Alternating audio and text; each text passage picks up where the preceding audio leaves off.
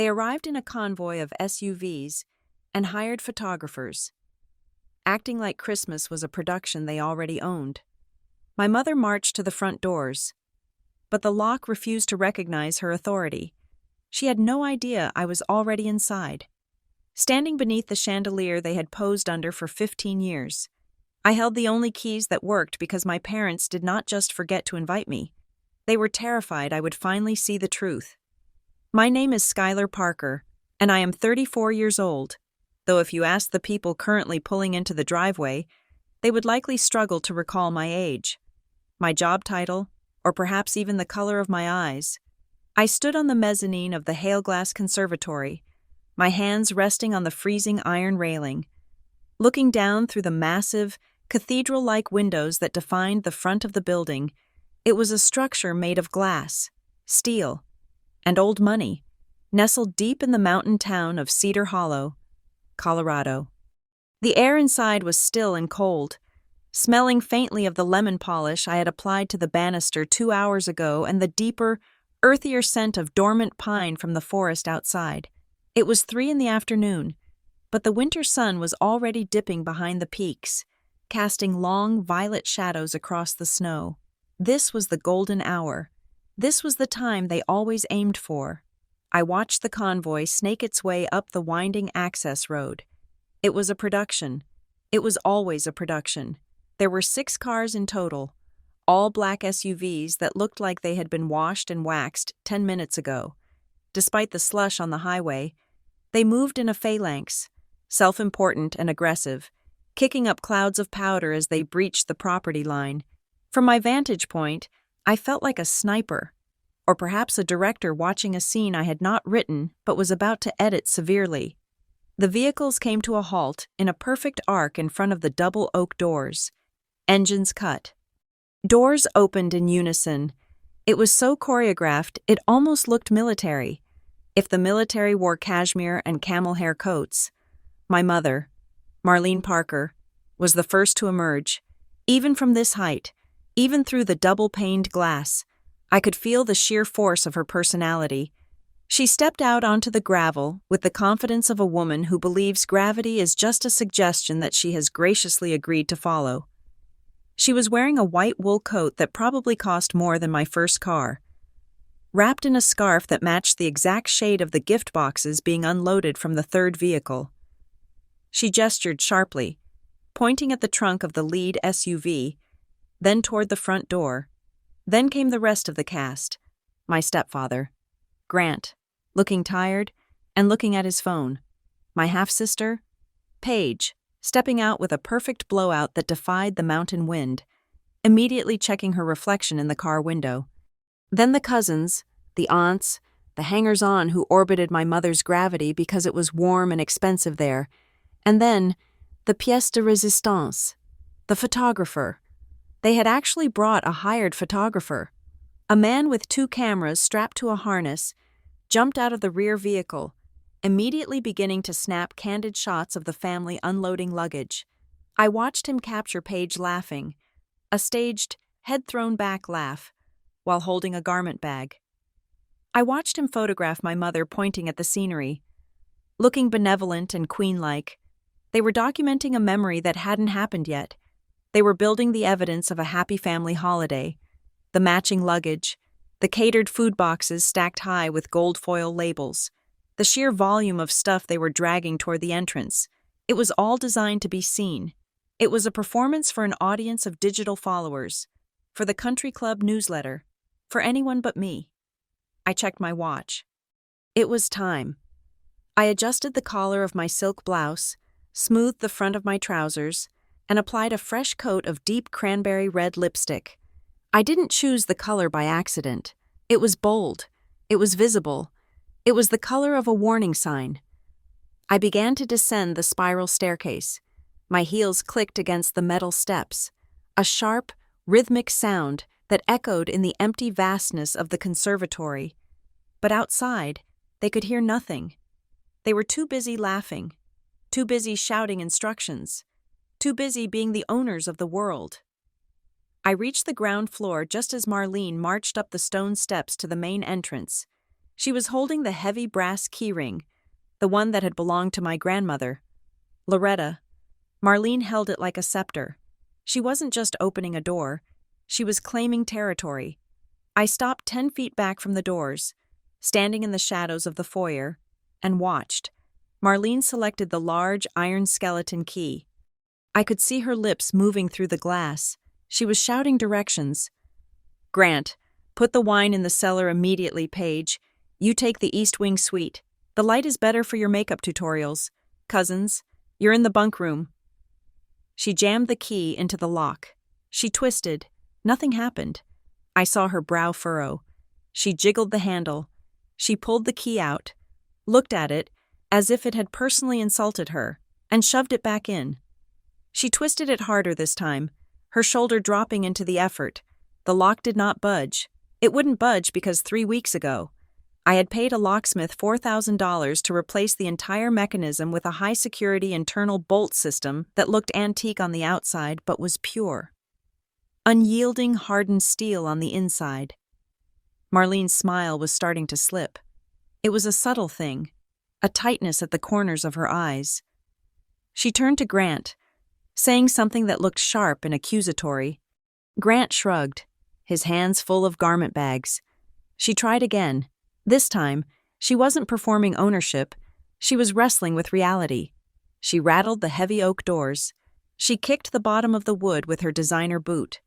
The photographer, realizing something was wrong, lowered his camera, unsure if he should be documenting this glitch in the matrix. The confusion outside was palpable. The cousins had stopped unloading. Paige was standing with a box of ornaments, looking bored and annoyed that the red carpet wasn't unrolling fast enough. "Mom, it's freezing," I could imagine Paige saying. "Just open it." Marlene's face was flushing, not with embarrassment, but with the specific, hot rage she saved for inanimate objects that disobeyed her. She grabbed the handle with both hands and shook it violently. That was my cue. I stepped out of the shadows and walked into the pool of winter light falling through the transom window. I moved calmly, deliberate in every step. I reached out and unlocked the deadbolt. The sound was loud in the silence of the foyer, a heavy, decisive thunk. I turned the handle and pulled the door open. The cold air rushed in, hitting my face, but I didn't blink. Marlene stumbled forward slightly, the door having given way when she expected resistance. She caught herself, looking down at her boots, then slowly looked up. The silence that fell over the group was absolute. It wasn't just quiet, it was a vacuum. The wind seemed to stop. The shuffling of boots on gravel ceased. Even the photographer froze, his lens cap dangling. They looked at me. I stood in the doorway, framed by the warm, golden light of the chandelier behind me. The same chandelier they had posed under for 15 years of Christmas cards. I wasn't wearing a coat. I was wearing my dark trousers and the silk blouse, looking like I had been living there for years. Marlene blinked. Her mouth opened, then closed. She looked at me not with recognition, but with a profound, glitching confusion. It was as if her brain was trying to process a visual error. "Skylar?" someone whispered from the back. I think it was one of the cousins. The tone wasn't hello. It was why. It was the tone you would use if you saw a ghost that had suddenly learned how to breathe and file taxes. "Hello, Mother," I said.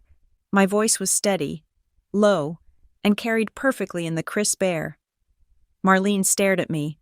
Her grip on the useless keyring tightened until her knuckles were white. "What are you doing here?"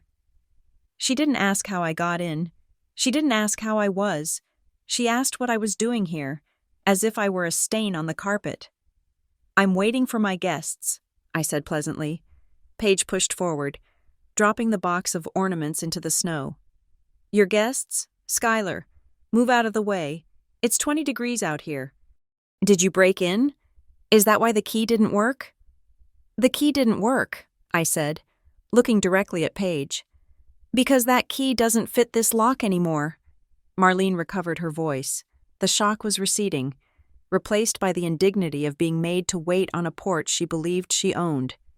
"Don't be ridiculous. This is a family arrival. We have a schedule. Move aside. Skylar, We can talk about whatever drama you're trying to start after we get the bags inside." She stepped forward, expecting me to move. It was muscle memory for her. She moved. The world parted. I didn't flinch. I planted my feet and placed one hand on the doorframe, effectively blocking the entrance. "No." The word hung there, simpler and heavier than anything else I could have said. Marlene stopped. Inches from my face, I could smell her perfume. Chanel number 5 and entitlement. "Excuse me?" "No," I repeated. "You aren't bringing the bags inside. You aren't coming inside." Behind the convoy of black SUVs, a new vehicle turned onto the property. It didn't have the sleek, washed look of the family cars. It was a white sheriff's department SUV, dusted with road salt.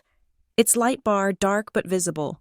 It rolled quietly up the drive, crunching over the snow, and pulled up alongside the photographer's car. The family turned their heads as one. The sight of law enforcement usually implies safety, but for people like my family, who believe laws are things written for other people, it implies a mistake. Deputy Travis Boone stepped out. I had met him 3 days ago. He was a man of few words and precise actions. He adjusted his belt, picked up a clipboard, and walked toward the porch. He didn't look at Marlene. He looked at me and gave a curt nod. "Ms. Parker," Travis said. "Everything all right?" "Just fine, Deputy," I answered. "Just explaining the property lines." Marlene whipped her head back to me, her eyes wide, the rage finally breaking through the confusion. "Property lines? Skylar, have you lost your mind? Calling the police on your own family? On Christmas Eve?" "It's not Christmas Eve," I corrected her. "It is December 23rd. "This is my mother's house!" Marlene screamed. The veneer of the sophisticated matriarch cracked.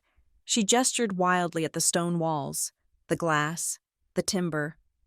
"This is my mother's place. I have planned this event for 6 months. I have guests coming. I have caterers." "I know," I said. "I saw the trucks. You have no right." She stepped closer, her finger raised to point in my face. "I don't know what kind of sick prank this is, or if you're just trying to ruin the holiday because you're jealous that you're never around to be part of it. But it ends now. I am Loretta Hale's daughter. This is her estate." I looked her in the eye. I didn't shout. I didn't let my voice tremble. I thought of every Christmas I had spent scrolling through Instagram in a quiet apartment, zooming in on their smiling faces in this very hallway. I thought of the excuses. The text must have glitched. "We thought you were working." I let all of that sharpen my next words into a blade. "It was her estate," I said softly. Marlene froze. "Then she died," I continued, watching the color drain from her face as the reality of the situation began to dawn on her. Not as a misunderstanding, but as a shift in the tectonic plates of her world. I held up the new key, the single silver key that controlled the only door that mattered. "And now," I said, "it's mine." To understand why I stood in that doorway with a deadbolt key and a heart made of dry ice, you have to understand that hate is rarely a sudden explosion. It is an erosion. It is the slow, dripping tap of exclusion that wears a hole through the stone of your self-worth. It started when I was 17. I remember the night perfectly. It was a Tuesday, the week before Christmas. I was sitting on my bed in the basement room of my father's old house, the one Marlene sold immediately after he died, scrolling through my phone. The screen was the only light in the room. I was waiting for a text about logistics. I assumed we were doing what we always did, which was a chaotic last-minute dinner at a steakhouse or a potluck at Aunt Kendra's place. Then the photo loaded. It was high resolution, professionally lit, and painfully beautiful. It was a group shot of the entire extended family. My mother, Marlene, was in the center, wearing a cashmere wrap the color of heavy cream. Grant was beside her, looking distinguished. Paige, who was only 12 then but already knew how to find the light, was grinning in a matching scarf. My cousins, my aunts, even the neighbors who sometimes dog-sat for us were there. They were standing in front of a massive, frosted glass structure I had never seen before. The location tag read, Hale Glass Conservatory, Cedar Hollow. The caption was simple, First Annual Family Tradition. So blessed to be all together. I stared at the screen. I refreshed the page, thinking perhaps there was a mistake, or maybe this was a throwback photo from a year I had forgotten. But the timestamp said posted 2 hours ago. I was not in the photo. I was not in the background. I was not holding the camera. I sat there for a long time, the silence of the basement pressing in on my ears. My thumb hovered over the comment button. I wanted to type, "Where is this?" Or "When did you guys leave?" But I didn't. I felt a flush of shame, hot and prickling, as if I had done something wrong by not being invited. When I finally worked up the courage to text my mother the next day, her response came 4 hours later. It was breezy, light, and utterly devastating in its casualness. "Oh, honey. We thought you were working at the cinema this week. We didn't want to make you feel bad about missing out. So we just headed up. It was super last minute. Next year for sure." I looked at my work schedule. I had requested the week off 3 months ago. Marlene knew that, but I swallowed the lump in my throat and texted back, "No worries. Looks beautiful." That was the first lie I told myself. It was the first layer of scar tissue. The pattern established itself with the efficiency of a corporate calendar. Every December, a new excuse would arrive. They were never malicious. They were never angry. That would have been easier to fight. If they had screamed, "We don't want you here," I could have screamed back. Instead, they killed my presence with administrative errors. When I was 19, it was, "We assumed you had plans with your college friends." When I was 20, it was, "The group text must have glitched. I swear I added you. Skylar." Technology, right? When I was 22, it was, "There was a limit on the venue guest list, and we knew you hate long drives in the snow, so we saved you the trouble." I tried to be mature. I told myself this is what adulthood is. Drifting apart, having separate lives. I told myself I was being sensitive. I tried to be the cool daughter, the low-maintenance one who didn't need a physical invitation to know she was loved. But the body knows when it is being rejected. Even if the mind tries to rationalize it, when I turned 23, I decided to break the cycle. I decided that maybe the problem was me. Maybe I was too passive. Maybe they were waiting for me to show initiative, to claim my spot in the family portrait. I found out the dates from a cousin's Instagram story. December 23rd to December 26th. I packed a bag. I bought expensive gifts I couldn't afford on my junior associate salary.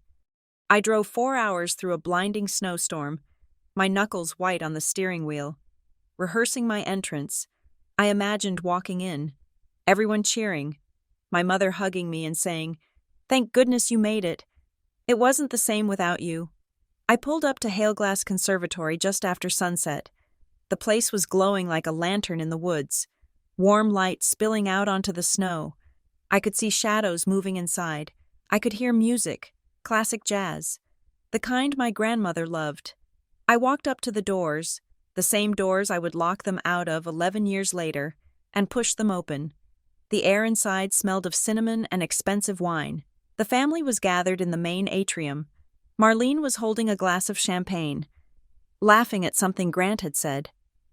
Paige was showing off a new bracelet to Aunt Kendra.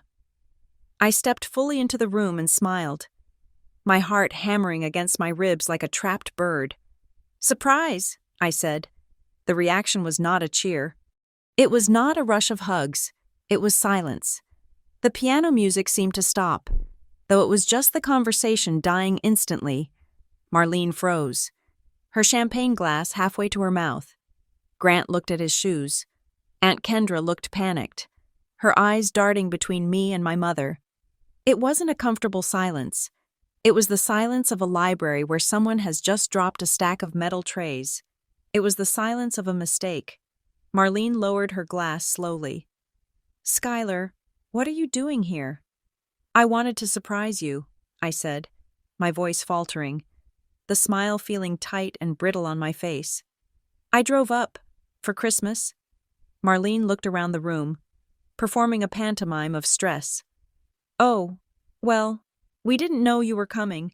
We don't have a room prepared. The caterers only brought enough plating for the head count. I can sleep on the couch, I said, desperate now. I don't need a plate. I'll just pick. It was then that Paige, 16 years old, and emboldened by the obvious tension, spoke up. She didn't whisper. She didn't look at me. She looked at her phone, bored, and said, "Did anyone actually invite her?" The words hung in the air, vibrating. I waited. I waited for my mother to scold her. I waited for Grant to say, "Of course she's invited. She's family." I waited for anyone, any single person in that room, to bridge the gap. Nobody answered. Marlene just sighed, a long, weary sound that implied I had created a massive logistical burden by simply existing in 3 dimensions. "Well, you're here now," she said, devoid of warmth. "Grant, go see if there are extra blankets in the utility closet." I stood there for another 10 minutes. I took off my coat. I put my gifts on a table where nobody looked at them. I watched them slowly resume their conversations. But the energy had shifted. They were guarded. They were polite but distant, like I was a health inspector who had crashed a private party. I felt small. I felt transparent. I realized then that the glitches and the assumptions weren't accidents. They were a velvet rope, and I was on the wrong side of it. I didn't stay the night. I waited until everyone had moved into the dining room for the meal I wasn't counted for. I picked up my bag, walked out the front door, and got back into my cold car. I drove 4 hours back to Denver in the dark, crying so hard I had to pull over twice because I couldn't see the highway markers. That night, in the silence of my empty apartment, I made a promise to myself. I promised that I would never, ever beg for a seat at a table where I wasn't wanted. If loneliness was going to be my companion, I would negotiate with it on my own terms. I would not let them feed me scraps and call it a meal. Years passed. I hardened. I focused. I built a life in Denver that had nothing to do with them. I got a job at Summit Bridge Compliance Group, a firm that specialized in regulatory auditing and high-stakes corporate compliance. It was perfect for me. My job was to find the truth buried in mountains of paperwork. My job was to verify facts, to check dates, to ensure that what people said matched what they did. I became the dependable one, the quiet one, the one who stayed late and caught the errors that everyone else missed. I wore tailored suits and neutral colors. I spoke when I had something to say. I stopped posting on social media because I didn't want to give them the satisfaction of knowing I was alone. But every December, the ritual would return. It became a form of emotional self-harm. I would sit in my office at Summit Bridge, the city lights of Denver twinkling below me, and I would open Instagram. I would navigate to Marlene's profile, and there it would be, the Hailglass photo, every year. The production value increased. One year, they had matching red plaid pajamas. Another year, it was formal wear, black ties and sequins against the snow. They looked happy. They looked complete. Marlene would caption it, "My world," or "the whole gang," or "family is everything." It wasn't just that I wasn't there, it was the revisionist history of it. By posting those photos, by captioning them, "the whole gang," she was publicly stating that the people in the frame were the only ones who mattered. She was editing reality to the outside world, to the neighbors, the church friends, the business associates. The Parker Calloway family was a tight unit. I was a loose thread that she had snipped off so the fabric would look smooth. I would zoom in on their faces. I would look at my cousins, people I had grown up playing tag with, and wonder if they asked about me. Did they ask, "Where's Skylar?" Or did Marlene feed them the same poison she fed me? "Skylar is so busy. Skylar chose not to come. Skylar is too important for us now." I suspected the latter. It was easier for them to believe I was the cold, distant career woman than to admit they were participating in a collective shunning. The ache of those Decembers wasn't the sharp, stabbing pain of the first year. It was a dull, heavy throb. It was the feeling of being a ghost in your own history. It wasn't just being alone on a holiday. I had friends. I had a boyfriend for 2 years. I had colleagues. I wasn't isolated socially, but there is a specific kind of loneliness that comes from being erased by the people who made you. It is the feeling that your absence is the correct state of affairs. It is the feeling that the family portrait looks better without you in it. I watched them age through the glass of my phone screen. I watched Paige grow from a bratty teenager into a polished, influencer wannabe young woman. I watched Grant get grayer. I watched my grandmother, Loretta, get frailer, seated in a chair in the center of the photos, looking smaller every year. I wanted to reach out to Loretta. I wanted to call her, but Marlene controlled the communication channels. Every time I called the landline, Marlene answered. Every time I sent a card, I never knew if it arrived. And Loretta, well, she was old, and I assumed she had bought into Marlene's narrative too. I assumed she thought I didn't care. So I watched. I waited. I worked. I let them have their venue. I let them have their staged laughter and their matching outfits. I let them believe that Skylar Parker was just a memory, a biological fact they could ignore. I didn't know then that while I was watching them, someone else had been watching me. I didn't know that the silence from my grandmother wasn't indifference, but a strategy. I didn't know that while Marlene was posting photos of her perfect family, Loretta was rewriting her will, ensuring that the one person who had been locked out would eventually hold the only keys to the kingdom. But that revelation was still coming. For 15 years, I just sat in the dark, bathed in the blue light of my phone, scrolling through the evidence of a life I wasn't allowed to live. I memorized their faces.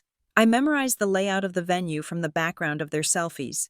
I memorized the dates they booked. I was studying. I didn't know what I was studying for yet, but I knew, deep down in the part of me that refused to cry anymore, that the test was coming, and when it did, I would get a perfect score. The notification did not come with a phone call. It did not come with a somber voice on the other end of the line, breaking the news gently as families are supposed to do. It came while I was eating a salad at my desk, staring at a spreadsheet, and mindlessly refreshing my social media feed on my phone. It was January 14th. The post was from my cousin, Ashley. It was a black and white photo of her hand holding a wrinkled, spotted hand that I recognized instantly. The caption was short, followed by a string of broken heart emojis. Rest in peace, Grandma Lo. I hope you are dancing with the angels today. We will miss you so much. The world stopped. The hum of the office air conditioner, the clicking of keyboards, the low murmur of my colleagues discussing lunch. It all simply ceased to exist. I stared at the screen. My thumb hovered, trembling. Rest in peace? I clicked on the comments. They were already 3 hours old. So sorry for your loss. Ash, she was a wonderful woman. See you at the service tomorrow. Tomorrow. I felt a physical blow to my chest, a hollow impact that knocked the air out of my lungs. My grandmother, Loretta Hale, the woman who had taught me how to play chess and who had snuck me chocolates when my mother wasn't looking, was dead. She had been dead long enough for a funeral to be arranged, long enough for an obituary to be written, long enough for a guest list to be finalized, and nobody had told me. I checked my texts. Nothing. I checked my voicemail. Empty. I checked my email, thinking perhaps they had sent a formal notification. Nothing. I stood up, my chair scraping violently against the floor. My supervisor looked up, startled, but I was already grabbing my coat. I didn't ask for permission to leave. I just walked out. The drive to Cedar Hollow usually took 4 hours. I made it in 3 hours and 15 minutes. I drove with a kind of reckless precision, my hands gripping the steering wheel until my knuckles ached. I didn't cry. I couldn't cry. The shock was too cold, too rigid. I kept thinking there had to be a mistake. Surely, even they wouldn't do this. Excluding me from a Christmas party was petty. Excluding me from a funeral was a declaration of war. I found the details on the funeral home's website while stopped at a red light. Service at 1 o'clock in the afternoon. St. Jude's Chapel. I looked at my dashboard clock. It was 1:45. The website said 2 o'clock. I was sure of it.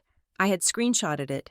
But when I pulled into the gravel lot of the small stone chapel on the edge of town, the parking lot was already full of cars I recognized, The black SUVs were there, the hearse was there, and the doors to the chapel were closed. I parked my car next to a snowbank, half on the grass, and ran toward the entrance. The wind was biting, cutting through my thin office coat. But I didn't feel it. I reached the heavy oak doors and pulled. They opened with a groan that echoed through the quiet space inside. I stepped into the nave, breathless, my hair windblown, my eyes searching. The service was not beginning, it was ending. The priest was closing his Bible. The congregation was standing, and there, in the front row, bathed in the light from the stained glass window, was my mother. Marlene looked immaculate. She was wearing a black dress that was tailored to perfection, a wide-brimmed hat with a delicate veil, and she was dabbing her eyes with a lace handkerchief. She looked like the tragic heroine of a movie. She was leaning slightly against Grant, who looked stoic and supportive. Paige was next to her, looking somber and beautiful, her makeup flawless. They were the perfect grieving family, and I was the interruption. Heads turned, people I had known since childhood, neighbors, shop owners, distant relatives, looked back at me. Their expressions weren't welcoming, they were confused. Some looked pitying. There's Skylar. I could almost hear them thinking, late again, messy again, disrespectful. I froze in the aisle. The silence stretched, thin and tight. Marlene turned her head. She saw me, for a second, just a fraction of a second. I saw annoyance flicker in her eyes. It was the look a director gives when an extra walks onto the set at the wrong time. Then, she smoothed it over with a mask of long-suffering patience.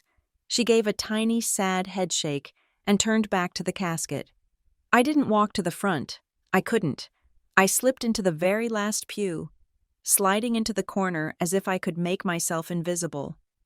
I stared at the mahogany casket at the front of the room. That was her. That was Loretta. I hadn't seen her in 2 years because Marlene made visitation impossible, always citing bad days or doctor's appointments whenever I tried to come up. And now, this was my goodbye, watching the back of my mother's hat bob as she sobbed for an audience. When the service ended, the room dissolved into the soft shuffling of coats and the murmuring of condolences. I stayed in my seat until most of the crowd had filed out.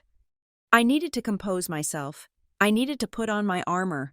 I walked out into the gray afternoon light. The family was gathering near the hearse. I approached them slowly. My legs felt heavy, like I was walking through water. Marlene was accepting a hug from the mayor's wife. When she pulled away, she finally acknowledged me. "Oh," she said. Her voice was dry, devoid of the tears she had just been shedding. "You made it." She said it like I was a package that had been delivered to the wrong address. "I saw Ashley's post," I said, my voice trembling despite my best efforts. "Nobody called me. The website said the service was at 2. Marlene sighed, adjusting her gloves. "We moved it up an hour because of the weather forecast. I thought Grant texted you, or Paige." She looked at them. Grant looked away, suddenly interested in the tire of the limousine. Paige was busy typing on her phone, her thumbs moving entirely too fast for someone in deep mourning. "I didn't text her," Paige said without looking up. "I thought you did." "Well," Marlene said, dismissing the subject as if it were a minor catering error, "it's been a chaotic week. Skylar, you can't expect us to manage every little detail while we are grieving. Honestly, making a scene about it now is just selfish." Selfish. The word landed like a slap. I opened my mouth to argue, to scream that I was her daughter, that Loretta was my grandmother too. But the words died in my throat. There was no point. They had already written the script. I was the distant, difficult daughter who couldn't even bother to show up on time for the funeral. "I want to see her," I said quietly, "before they take her." "The casket is closed. Skylar," Marlene said sharply, "we're going to the reception at the venue.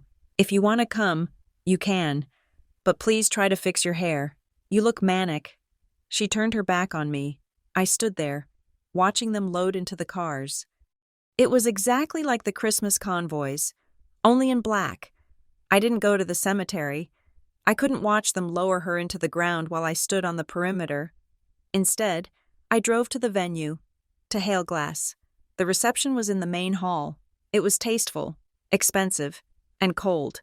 People were drinking wine and eating small canapes. I stood near a pillar, holding a glass of water. I didn't drink, watching my mother work the room. She wasn't just grieving, she was networking. I saw her corner the venue manager, a man named Mr. Sterling. He was a nervous-looking man with a comb-over, holding a binder. I drifted closer, pretending to look at a floral arrangement. "We need to be clear about the spring calendar," Marlene was saying, her voice low but intense. "Now that Mom is gone, I want to make sure there is no interruption in the revenue stream. We have 3 weddings pending for April, correct?" "Yes, Mrs. Parker, Mr. Sterling said, nodding vigorously. "But with the probate process, I just want to make sure the accounts are accessible for the maintenance upgrades you requested."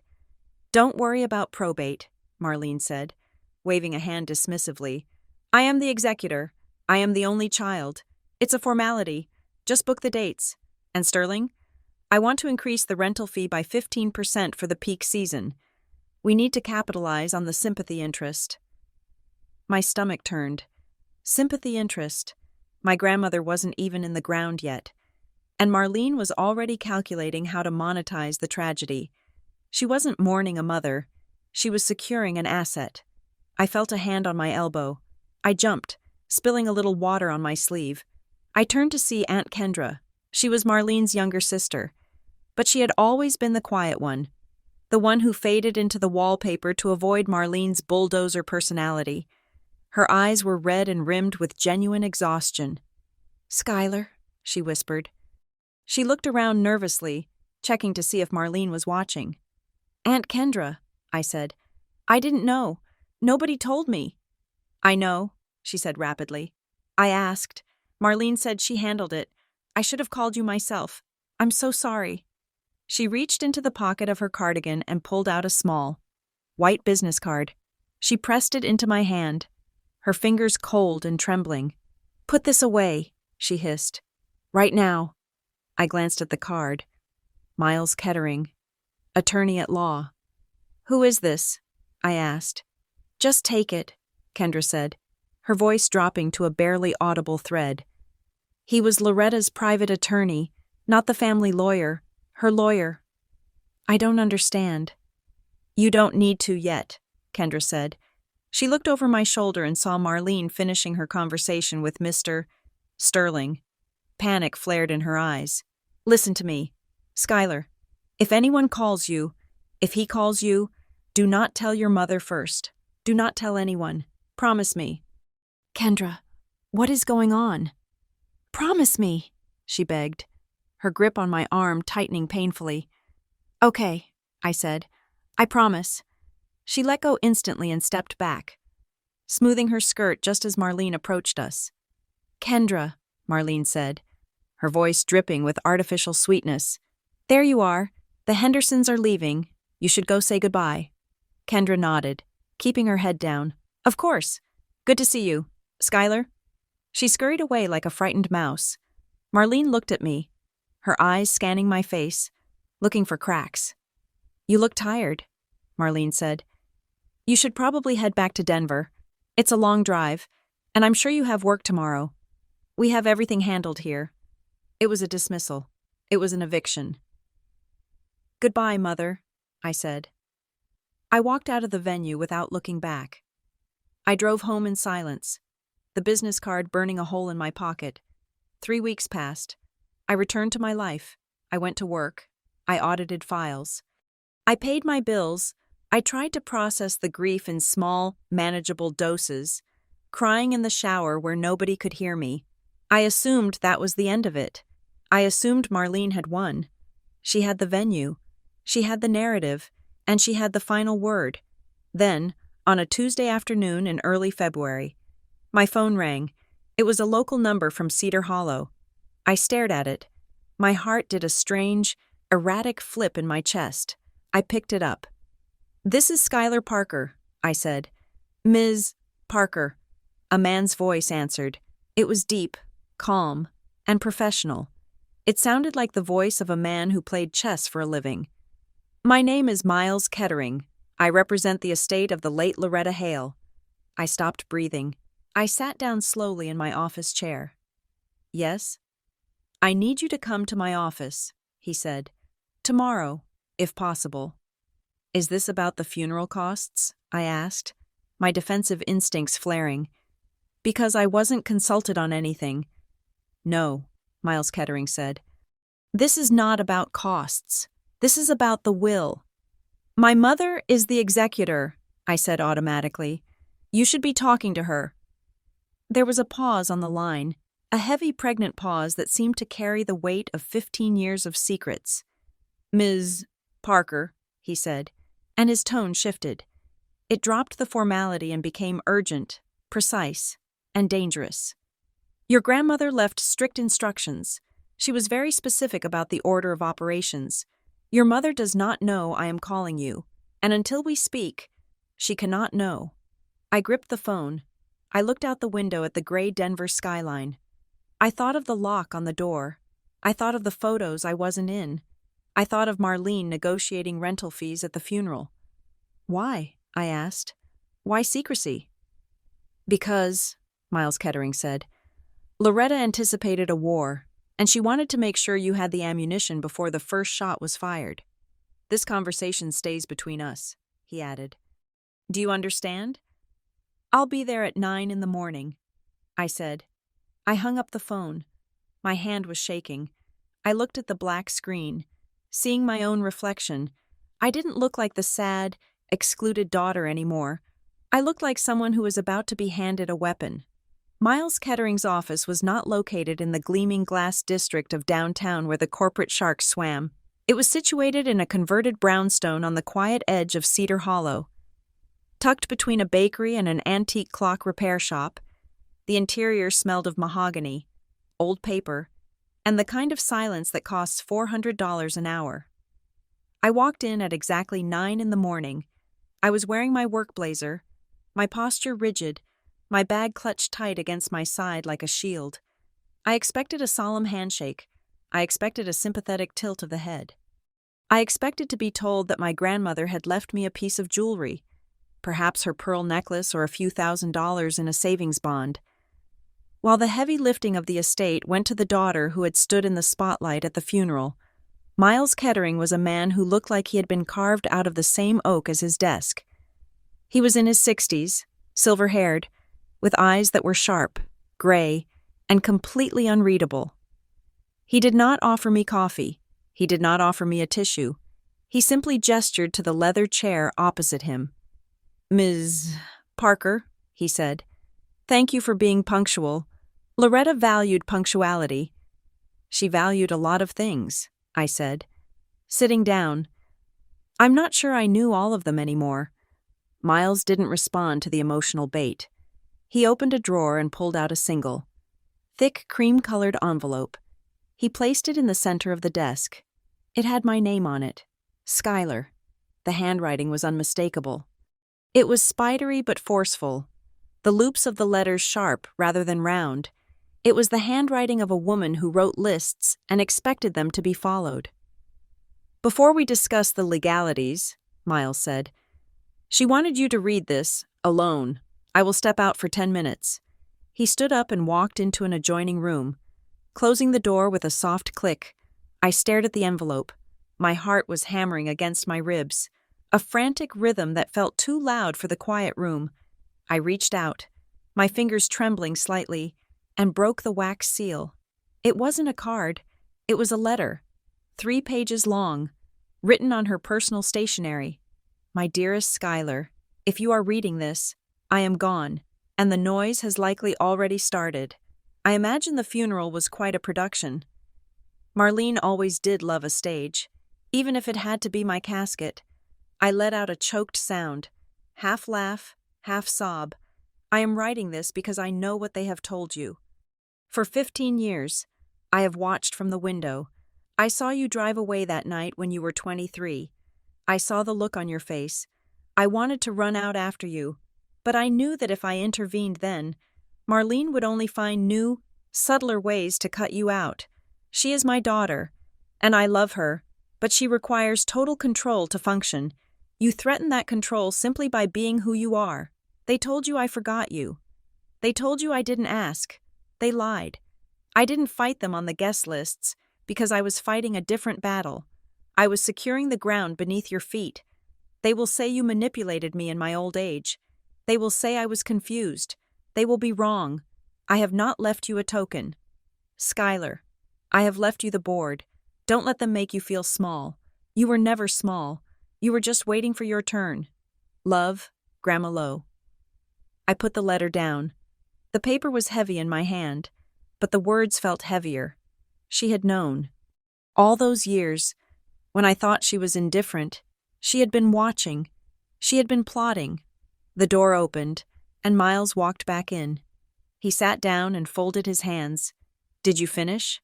he asked. "Yes," I whispered.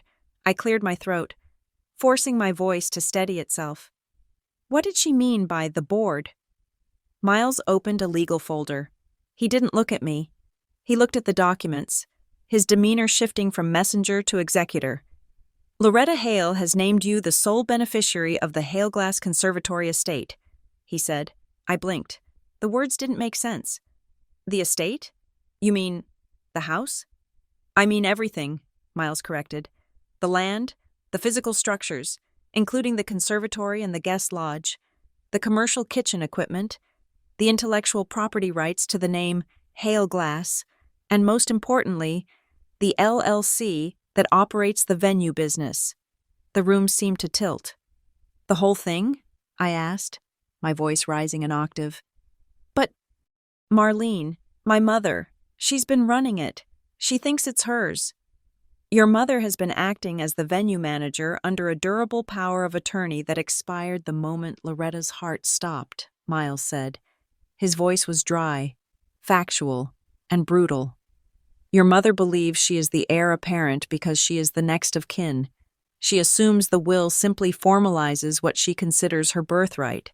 She's going to challenge this," I said. The certainty of it was cold water in my veins. "She will tear this town apart. She'll say I coerced her.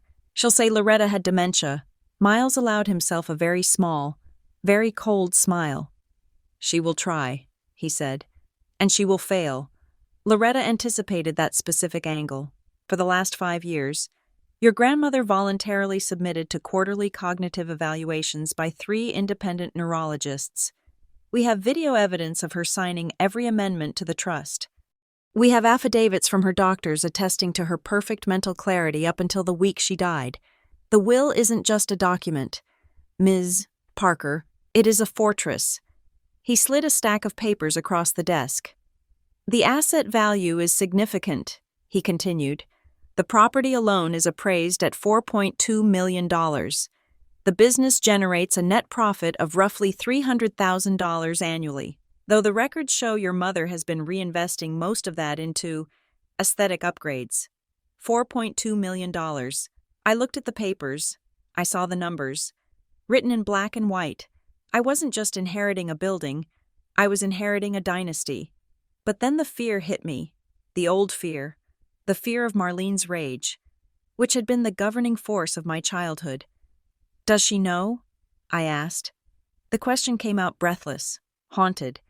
Miles shook his head. "Not yet. I have not scheduled the reading of the will for the general family. Legally, I am obligated to inform the beneficiary, you, first. Loretta predicted you would need time to process this before the storm breaks." I stared at the signature line on the document. Acceptance of transfer. If I signed this, I was starting a war. I was nuking the fragile peace I had built by staying invisible. "What happens if I sign this today?" I asked. "Then the title transfers to you immediately," Miles said. "The deed is recorded. The business is yours. You become the owner of record." "And Marlene?" "She continues to assume she is in charge until you tell her otherwise," Miles said. "Or until I do." I looked at the letter again. "I have left you the board, a chessboard. You don't announce checkmate until the pieces are in position. You don't reveal your strategy until the trap is shut." My mother was currently selling dates for the spring season. She was raising prices. She was acting like the queen. If I told her today, she would lock the doors. She would destroy records. She would launch a legal injunction that could tie this up for months, regardless of how solid the will was. I don't want to tell her yet, I said. Miles raised an eyebrow. Oh? I want the transfer to happen quietly, I said, my mind racing. The compliance officer in me taking over. I want everything filed. I want the deed in my name. I want the tax ID numbers changed, but I don't want a public announcement. Not yet. That is entirely your prerogative, Miles said. However, there are practicalities, the bills, the taxes. I have savings, I said. How much is the estate tax liability right now? There is a transfer tax due of roughly $12,000 to clear the immediate title work, Miles said. I'll write a check today, I said. And the property taxes? Paid through June, Miles answered. Good. I leaned forward. I need to secure the physical assets without alerting her. If she finds out the title has changed, she might try to damage things or remove things. A valid concern, Miles agreed. Loretta had a master key system installed, but she mentioned your mother has a copy. She does, I said.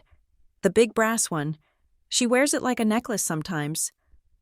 I thought about the lock, the front door, the symbol of my exclusion. I need to change the locks, I said. But I can't use the local locksmith in Cedar Hollow. His brother went to high school with Marlene. She'll know within an hour. Miles nodded, writing something on his legal pad. I can recommend a security firm from Denver. Neutral contractors. They do high-end corporate work. They don't gossip. Book them, I said. For a day when the venue is empty, I want digital access codes. I want cameras. And I want the master controls on my phone. That can be arranged, Miles said. He pushed the pen toward me. I picked it up. My hand didn't shake this time. I wasn't signing a permission slip. I was signing a Declaration of Independence. I signed my name, Skylar Louise Parker. Miles took the papers back, stamped them with a heavy, rhythmic thud, and placed them in a folder. It is done, he said. I will file these with the county clerk this afternoon. By 5 o'clock today, you will legally own Hailglass Conservatory. I stood up. My legs felt different. The floor felt more solid beneath my feet. I wasn't the girl waiting in the car anymore. I was the landlord. Thank you, Miles, I said. He stood up and walked me to the door. As I reached for the handle, he spoke one last time. One more thing. Skylar, he said. His voice was softer now, less lawyer, more human. Loretta told me about the Christmas parties. She told me about the photos. I stopped, my hand on the brass knob. She didn't just leave you a venue. You know, Miles said, looking me right in the eye. She knew Marlene leveraged that house to make you feel powerless. She knew it was the only thing your mother truly loved more than her own image. He paused, letting the weight of the words settle in the dust-mote air. She didn't just leave you a building, he said. She left you leverage. I walked out into the cold mountain air. I walked to my car, sat in the driver's seat, and looked at the mountain peak in the distance where the glass conservatory stood. I didn't drive up there, not yet. I put the car in gear and drove back to Denver. I had 11 months until Christmas. 11 months to let them dig their own hole. 11 months to let Marlene renovate my property, book my clients, and polish my floors. She wanted to play house? I would let her. Because when the snow fell again, I wouldn't be knocking on the door. I would be changing the code. For the next 11 months, I became a ghost in my own life, to the outside world.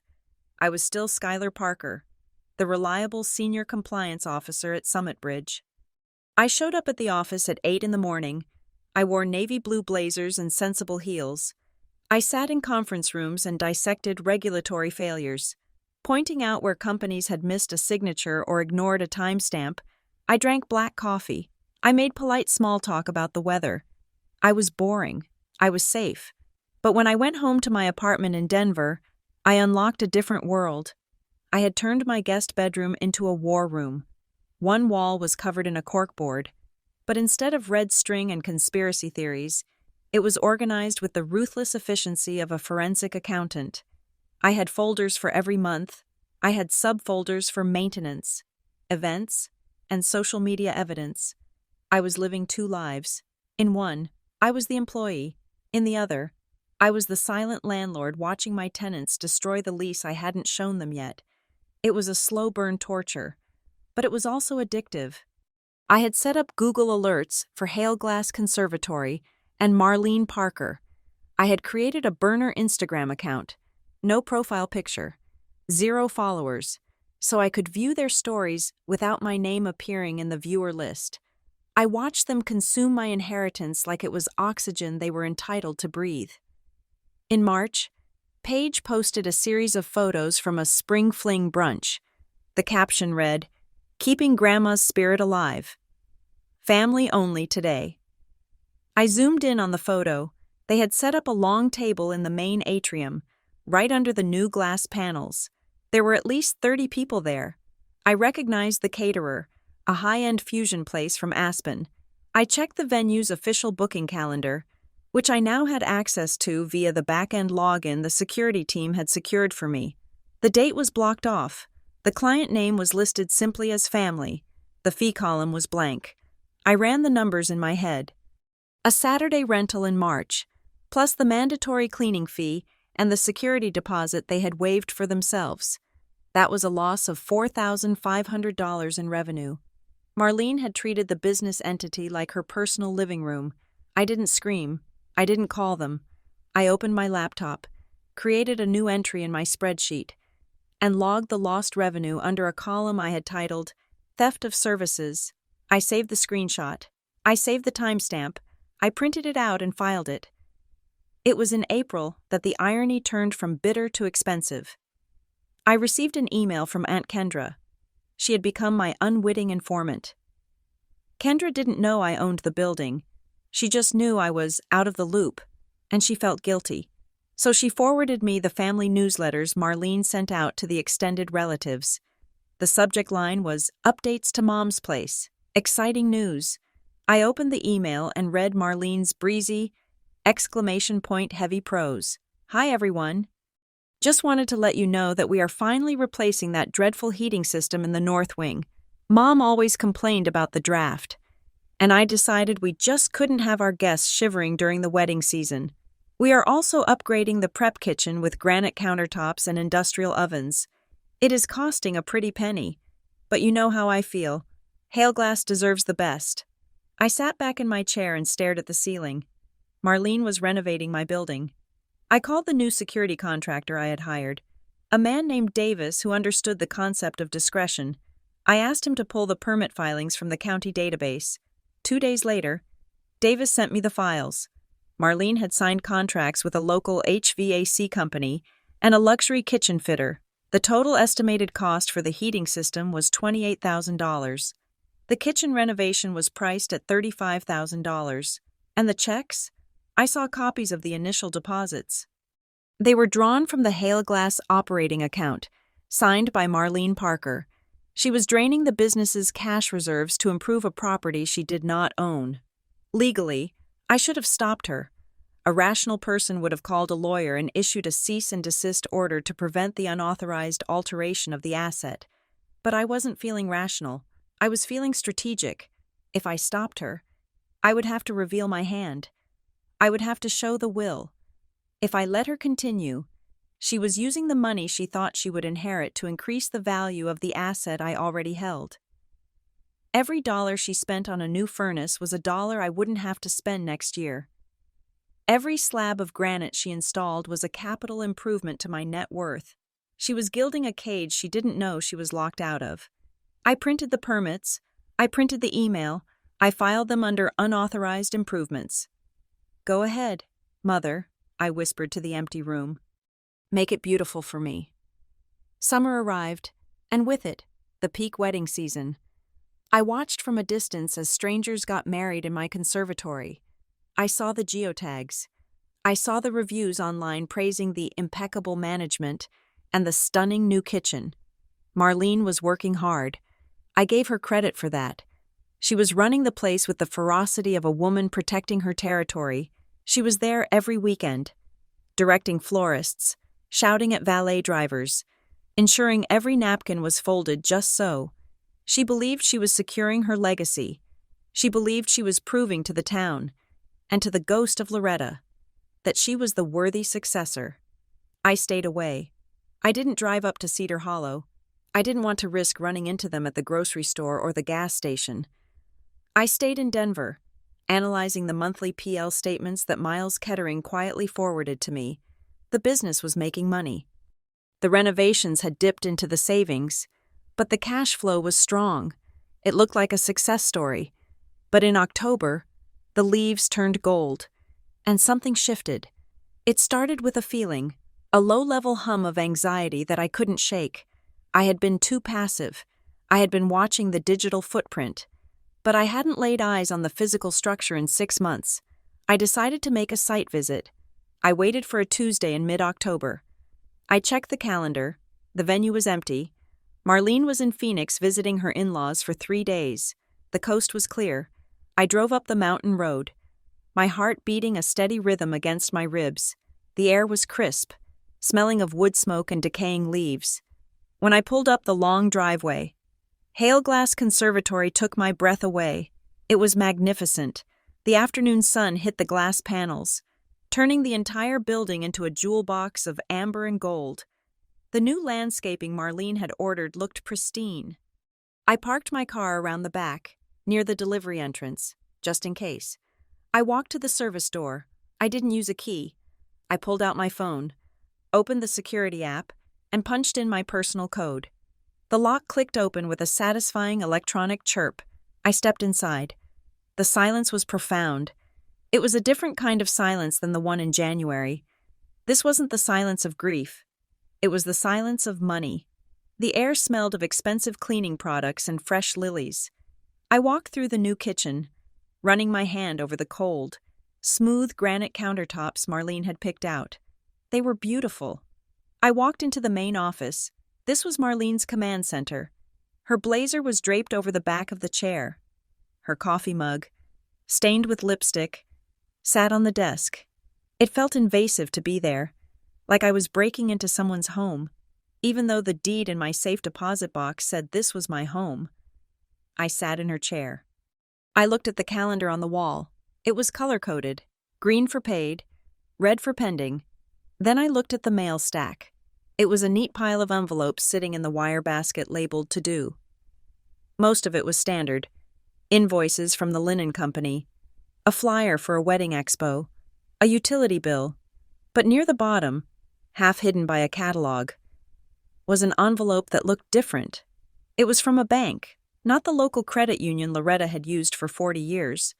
This was a large, national bank. The text on the envelope was red. Urgent. Second notice. I frowned. Loretta didn't believe in debt. She had paid off the mortgage on Hailglass in 1998. She famously cut up her credit cards in front of us. The business accounts were flush with cash. Why would there be an urgent notice from a lender? I hesitated. Opening someone else's mail is a federal crime.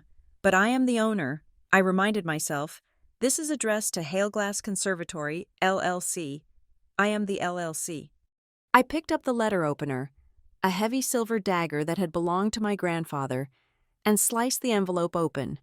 I unfolded the letter. My eyes scanned the header, the account number, and then dropped to the main paragraph. Dear account holder, this letter serves as a formal notification that your commercial line of credit is 60 days past due. The current outstanding balance is $142,000.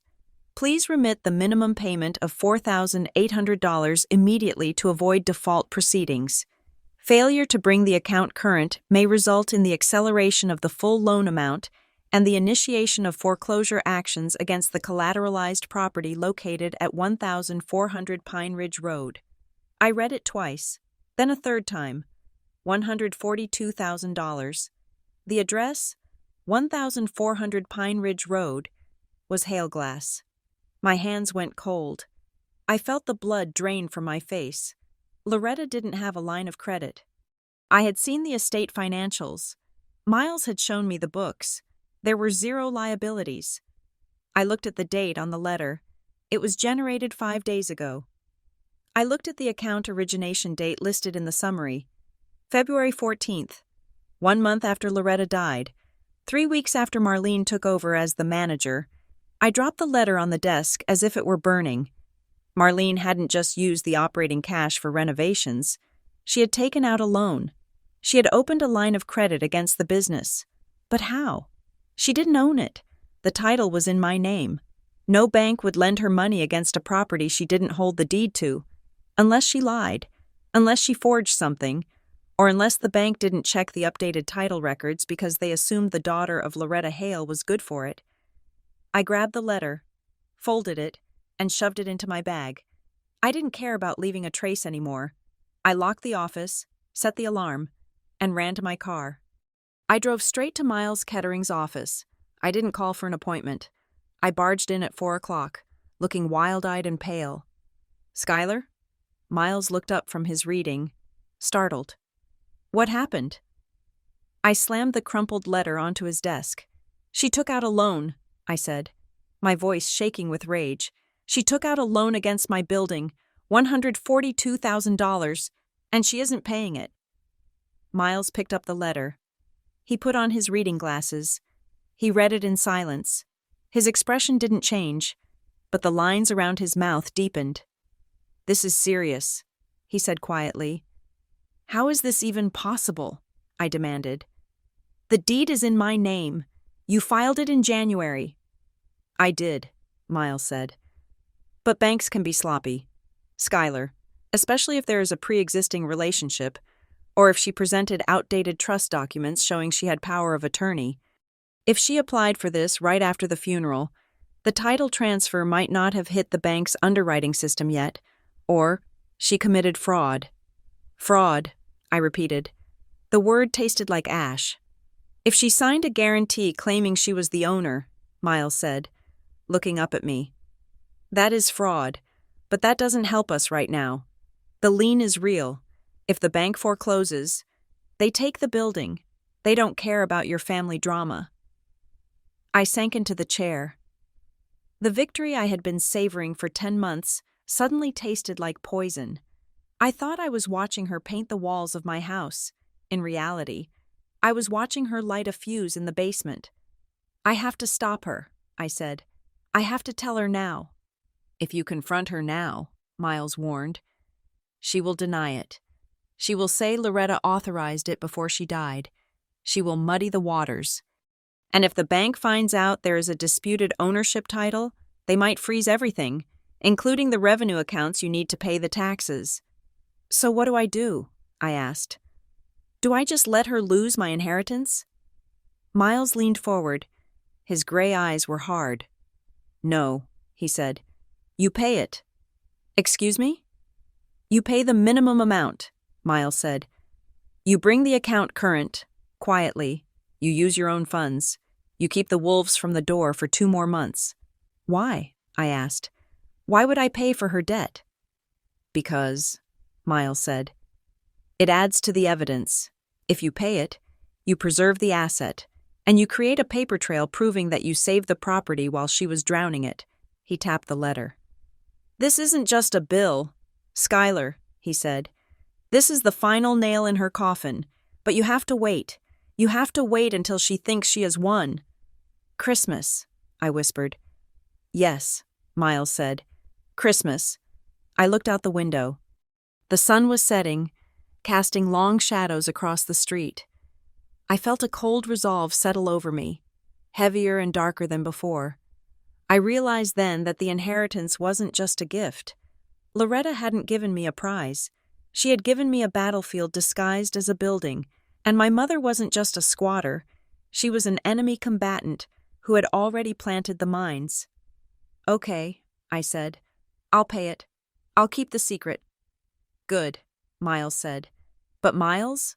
I asked, standing up. "Yes?" "When I open that door on Christmas," I said, "I want the sheriff there. Because this isn't a family dispute anymore. It's a crime scene." Miles nodded slowly. I will call Deputy Boone. I walked out into the twilight. I had 60 days left. 60 days to watch my mother smile and preen, knowing she was spending money she didn't have, on a house she didn't own, waiting for a daughter she forgot to invite. Preparation is not a frantic activity. If you are doing it right, it is the coldest, quietest thing in the world. It is the slow loading of a magazine, the precise folding of a map, the checking of a parachute rig 3 times before the hatch opens. I flew into Denver on December 20th. I did not tell anyone I was coming. I rented a generic sedan, not wanting my own car's license plate to be recognized if a neighbor drove past.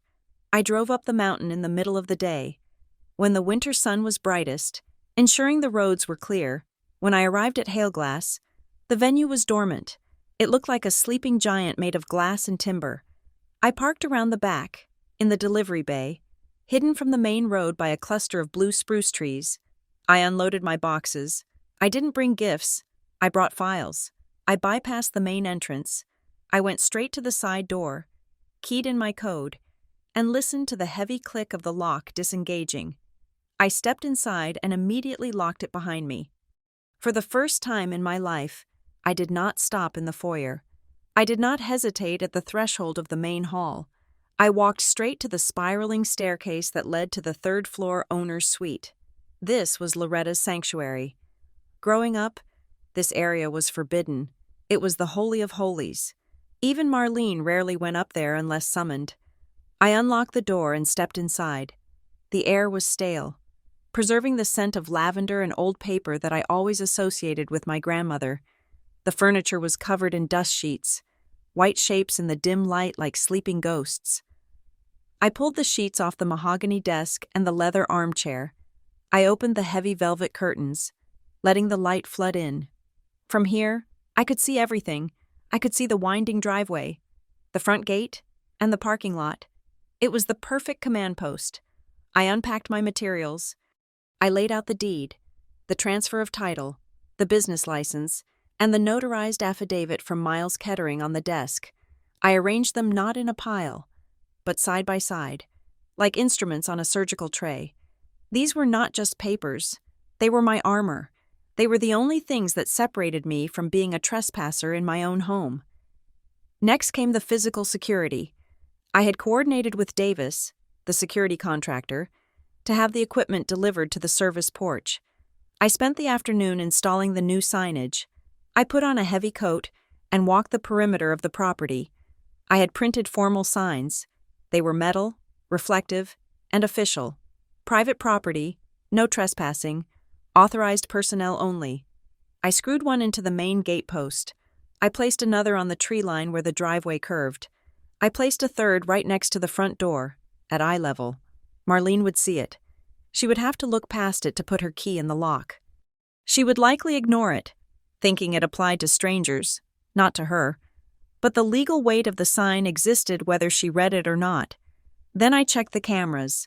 Davis had installed 3 new units that fed directly to my phone and the monitor in the upstairs suite. One covered the gate, one covered the front door, one covered the main hall. I tested the feed.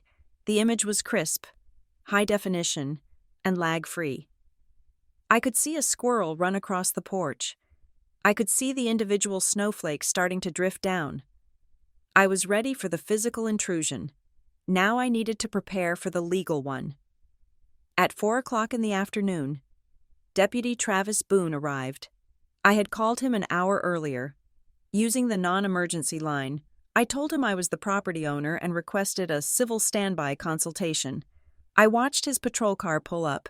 He got out slowly, looking at the house with a mixture of appreciation and wariness. He was a man who knew the history of this town, and likely the history of my family. I met him at the front door. I was dressed in a thick wool sweater and dark jeans, holding a file folder. "Ms. Parker," he said, touching the brim of his hat. "You said you wanted to update the trespassing protocols?" "Please, come in, Deputy," I said. I led him to the small office off the foyer, not the main hall. I wanted this to be professional. I laid the folder open on the desk. "This is the deed to the property," I said, pointing to the county seal. Recorded January 24th of this year. This is the transfer of the LLC, and this is a copy of my driver's license. Travis Boone picked up the documents. He took his time. He read the dates. He compared the names. He wasn't just glancing. He was verifying. In a small town, intervening in a family dispute is a political minefield. He needed to know the ground was solid.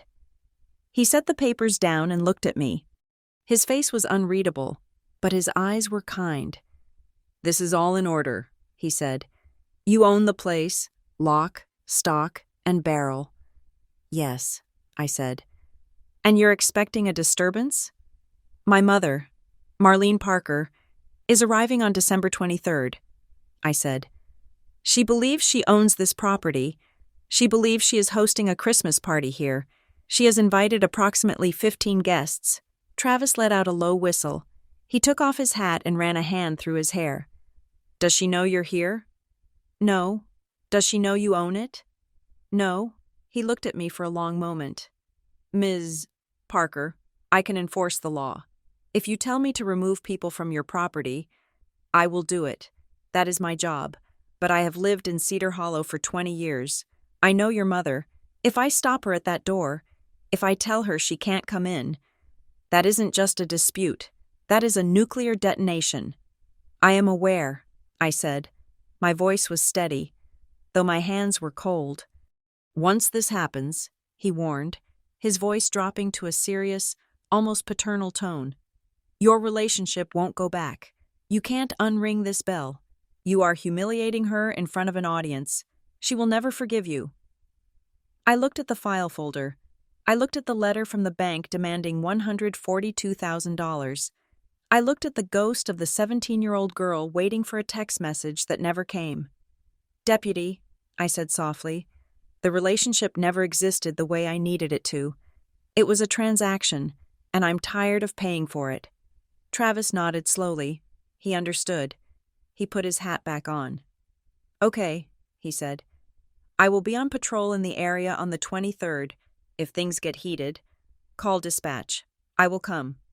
"I would like you to be here when they arrive," I said. "Not to arrest anyone, just to stand there, to verify the deed if she challenges me. I want there to be an objective witness." "I can do that," he said. "I'll swing by around 3. Thank you." After he left, I moved to the next phase of the plan. This was the part that distinguished me from them. This was the part that proved this wasn't just cruelty. I sat at the printer and loaded a stack of heavy cream-colored paper. I printed 15 copies of a document I had drafted with Miles. It was a formal notice of trespass. It stated clearly, in legal language, that the individual was not permitted on the premises of Hailglass Conservatory and that return would result in legal action. It was harsh, yes, but it was necessary to protect the asset. Then, I printed a second document. This one was a list. Local accommodations availability. December 23rd, 1. The Ridge Hotel, 4 miles away. Vacancy confirmed. 2. Cedar Hollow Inn, 2 miles away. Vacancy confirmed. 3. Mountain Shuttle Service, direct line. I paper-clipped the hotel list to each trespass notice. I placed them in a neat stack on the table in the foyer. I wasn't going to leave them stranded in the snow. I wasn't going to let my 80-year-old great-aunt Beatrice freeze on the porch. I had checked the availability at the local hotels myself. I had even spoken to the manager at the Ridge to ensure they had rooms. If they were homeless on Christmas, it would be because they were too proud to check into a hotel. Not because I hadn't provided the option. I checked my watch. It was 9 o'clock at night. My phone buzzed. It was Miles. "Is the eagle in the nest?" he asked. "I'm in," I said. "Boone has been briefed. The signs are up?" "Good," Miles said. "I have one more concern.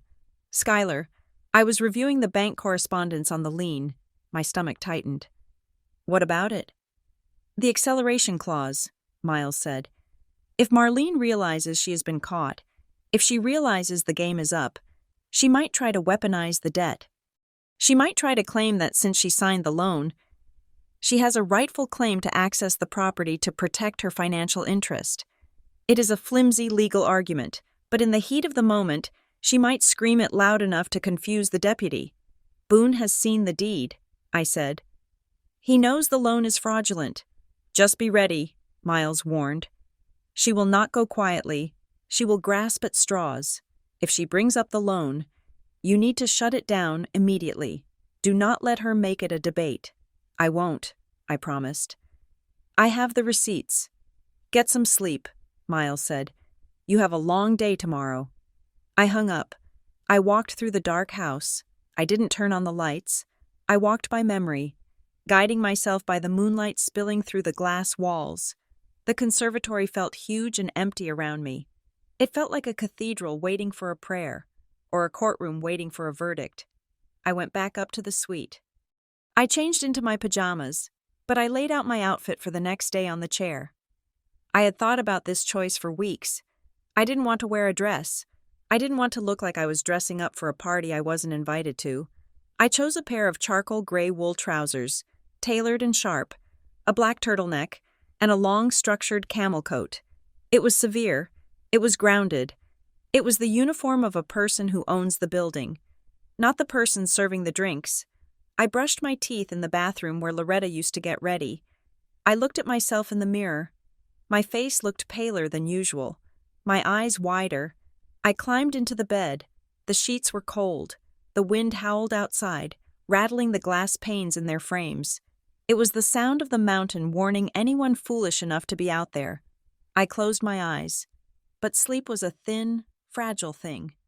I lay there, listening to the house breathe. I thought about the convoy that would start forming in the city tomorrow morning.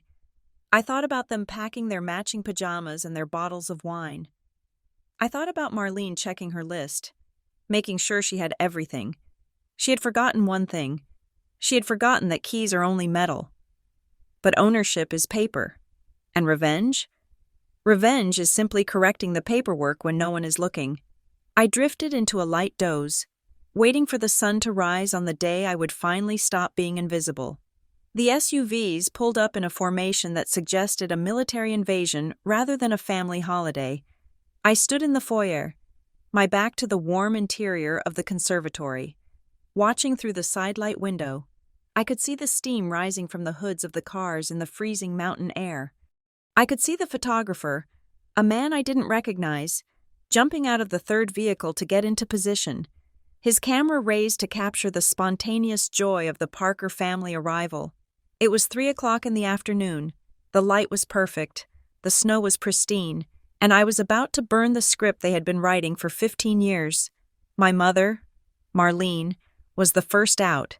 She didn't look at the mountains or the trees. She looked at the building as if she were inspecting a subordinate. She wore a white coat that was blindingly bright against the snow, and she immediately began pointing. "Grant, the wine goes to the cellar first.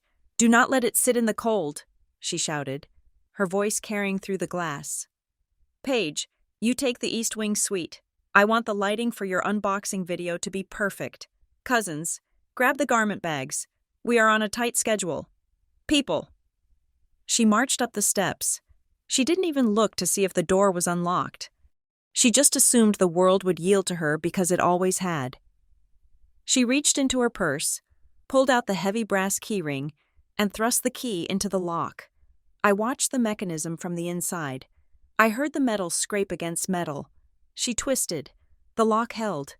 Marlene frowned. She jiggled the key, her wrist snapping irritably.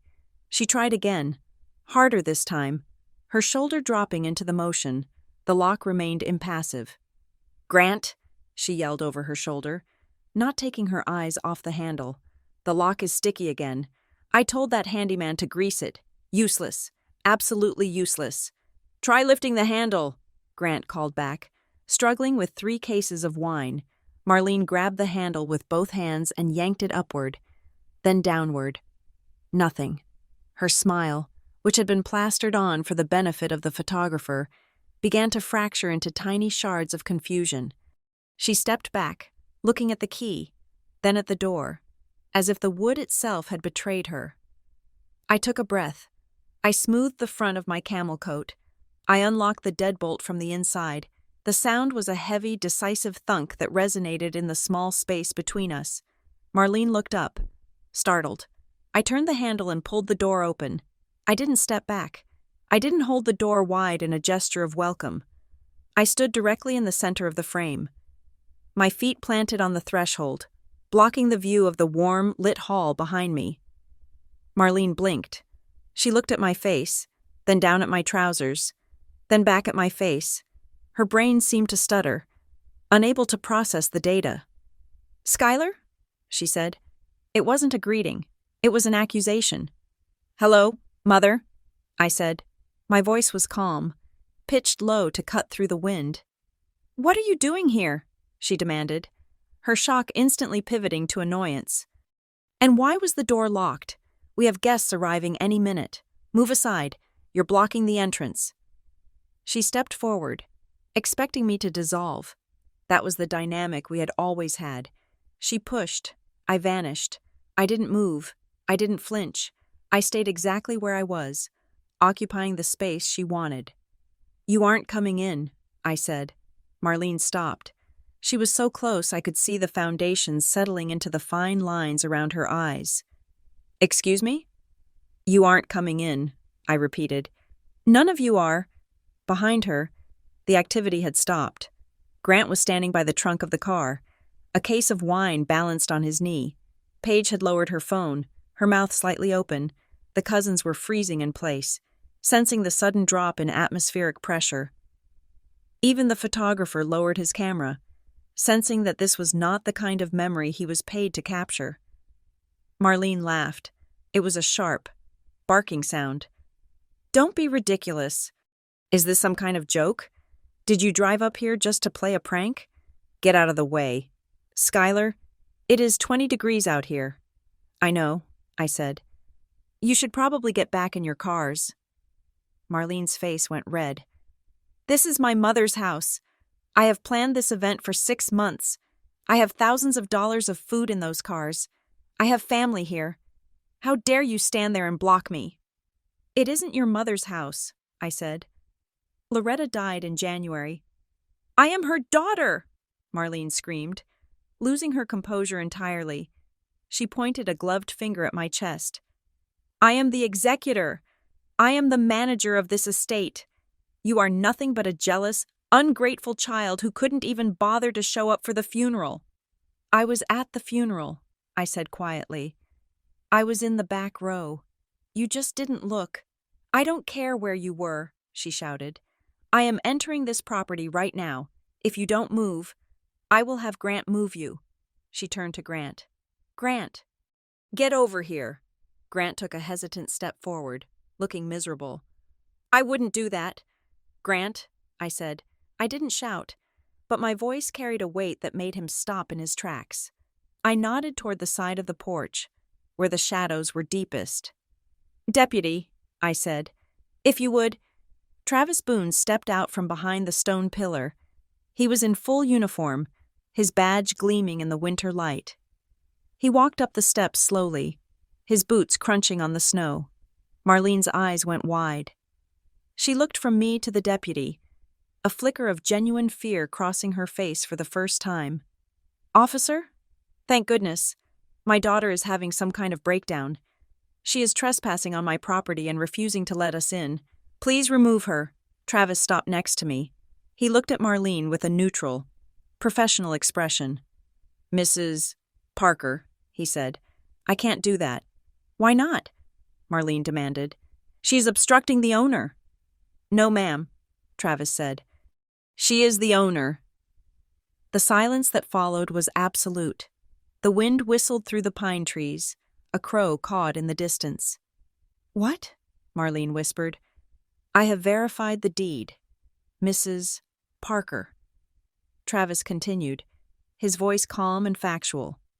"The title for this property, and the business license for Hailglass Conservatory, is registered to Skylar Louise Parker. It was transferred on January 24th. She is the sole legal owner." Marlene shook her head, a jerky, mechanical motion. "That's impossible. My mother, the will..." "The will left everything to Skylar," I said. Marlene turned back to me. Her face was a mask of disbelief. You? She left it to you? You weren't even around. You never visited. I was the one who took care of her. You were the one who kept me away, I corrected her. And she knew it. Paige pushed past Grant, marching up the steps until she was standing next to her mother. She looked at me with pure venom. This is sick, Paige spat. You're doing this on Christmas? You're kicking your own family out in the snow on Christmas? Who does that? I looked at my half-sister. I looked at the perfectly applied makeup, the expensive coat, the entitlement that radiated off her like heat. You did it, I said. What? Paige frowned. You did it, I repeated, my voice steady. For 15 years, you and Mother, you didn't kick me out in the snow. You just made sure I never got to come inside. You let me sit alone in an apartment in Denver every single holiday while you posted photos of this place. You erased me. That's different, Paige argued. We didn't know you wanted to come. You knew, I said. I drove up here when I was 23. You asked if anyone invited me. Do you remember that, Paige? Or did you edit that out too? Paige opened her mouth, but no sound came out. She looked away. You're doing this for revenge, Marlene hissed. You're just a bitter, sad little girl. I'm not doing this for revenge, I said. I'm doing this for clarity. This is my property. You are not invited. That is not revenge. Mother, that is a boundary. I reached into the inside pocket of my coat and pulled out the stack of cream-colored envelopes. I held them out. What is this? Marlene asked, not taking them. Formal notices of trespass, I said. One for you, one for Grant, one for Paige, and a list of local hotels that have vacancies tonight. Marlene stared at the papers as if they were contaminated. I am not going to a hotel. I am going into my mother's house. If you try to push past me, I said, Deputy Boone will arrest you for trespassing. Is that how you want to spend the holiday? In a cell? Marlene looked at Travis. Travis nodded once, confirming the threat was real. Ma'am, Travis said, Ms. Parker has the right to refuse entry to anyone. I suggest you take the list. Marlene's hands were shaking. She snatched the papers from my hand, crumpling the edges. I have 30 people coming, she said, her voice trembling with rage. I have catered food. I have a reputation in this town. The venue is closed, I said. You can tell your guests there was a management change. It's the truth. You are evil, Marlene whispered. Tears of frustration were starting to well up in her eyes, freezing on her lashes. You are cruel. I am consistent, I said. I am giving you exactly what you gave me, absence. I looked out at the cars. My cousins were watching, their faces pale behind the glass. Aunt Kendra was in the back seat of the second car. I could see her looking down at her lap. She knew. She had warned me. You have 5 minutes to clear the driveway, I said. After that, I'm having the deputy call a tow truck. Marlene stood there for a long moment. She looked at the warm light spilling from the foyer behind me. She looked at the chandelier she loved so much. She looked at the empire she thought she had inherited. Then, the fight went out of her. Her shoulders slumped. She looked suddenly old. Grant, she said, her voice flat. Load the wine back in the car. Marlene, Grant started. Do it, she shrieked, the sound tearing through the quiet air. She turned back to me. She stepped close, invading my personal space one last time. I could smell her perfume, cold and sharp. Her eyes were dry now, hard as flint. You think you've won, she whispered. You think you're so smart, hiding behind your lawyers and your little secret. I know I've won, I said. Marlene leaned in closer, until her lips were almost touching my ear. Her voice dropped to a hiss that made the hair on the back of my neck stand up. You have no idea what you just inherited, she said. She pulled back, a twisted, triumphant smile playing on her lips. Enjoy the house. Skylar, she said. I hope it's worth what it's going to cost you. She spun on her heel and marched back to the car. Let's go, she shouted at the family. We are leaving. I stood in the doorway and watched them. It was a chaotic, humiliating retreat. Grant dropped a box of crackers in the snow and didn't bother to pick it up. Paige was crying, loudly complaining about her reception. The photographer, realizing he wasn't getting paid, awkwardly got back into his own car and reversed down the drive. One by one, the black SUVs turned around. Their taillights were red eyes in the gathering dusk. Deputy Boone stood next to me until the last car had disappeared around the bend of the trees. "You okay?" he asked. I let out a breath I felt like I had been holding for 15 years. The adrenaline was starting to fade, leaving my knees feeling slightly watery. "Yes," I said. "I'm okay." "That was intense," Travis said. "What did she mean? About what you inherited?" I touched the pocket of my coat, where the letter from the bank was folded against my chest. "I think I know," I said, "but that's a problem for tomorrow." "Merry Christmas, Ms. Parker," Travis said, tipping his hat. "Merry Christmas, Deputy," I replied. He walked back to his patrol car. I stepped back inside the house. I closed the heavy oak door. I threw the deadbolt. Click. I was alone. The house was silent. The chandelier sparkled above me, casting crystals of light on the walls. I walked to the center of the foyer. I looked at the spot where the Christmas tree usually stood. There was nothing there but empty space. I didn't feel lonely. I didn't feel sad. I felt clean. I walked to the kitchen, poured myself a glass of tap water, and sat on the granite countertop Marlene had paid for with money she stole. I took a sip. It was the best water I had ever tasted, but Marlene's whisper was still echoing in my ears. "You have no idea what you just inherited." She thought she had left me a bomb. She thought the debt would crush me. She thought that when the bank came calling, I would come crawling back to her for help. She was wrong. I pulled my phone out of my pocket. I opened the banking app for my personal savings. I looked at the transfer I had set up 3 days ago. Payment scheduled.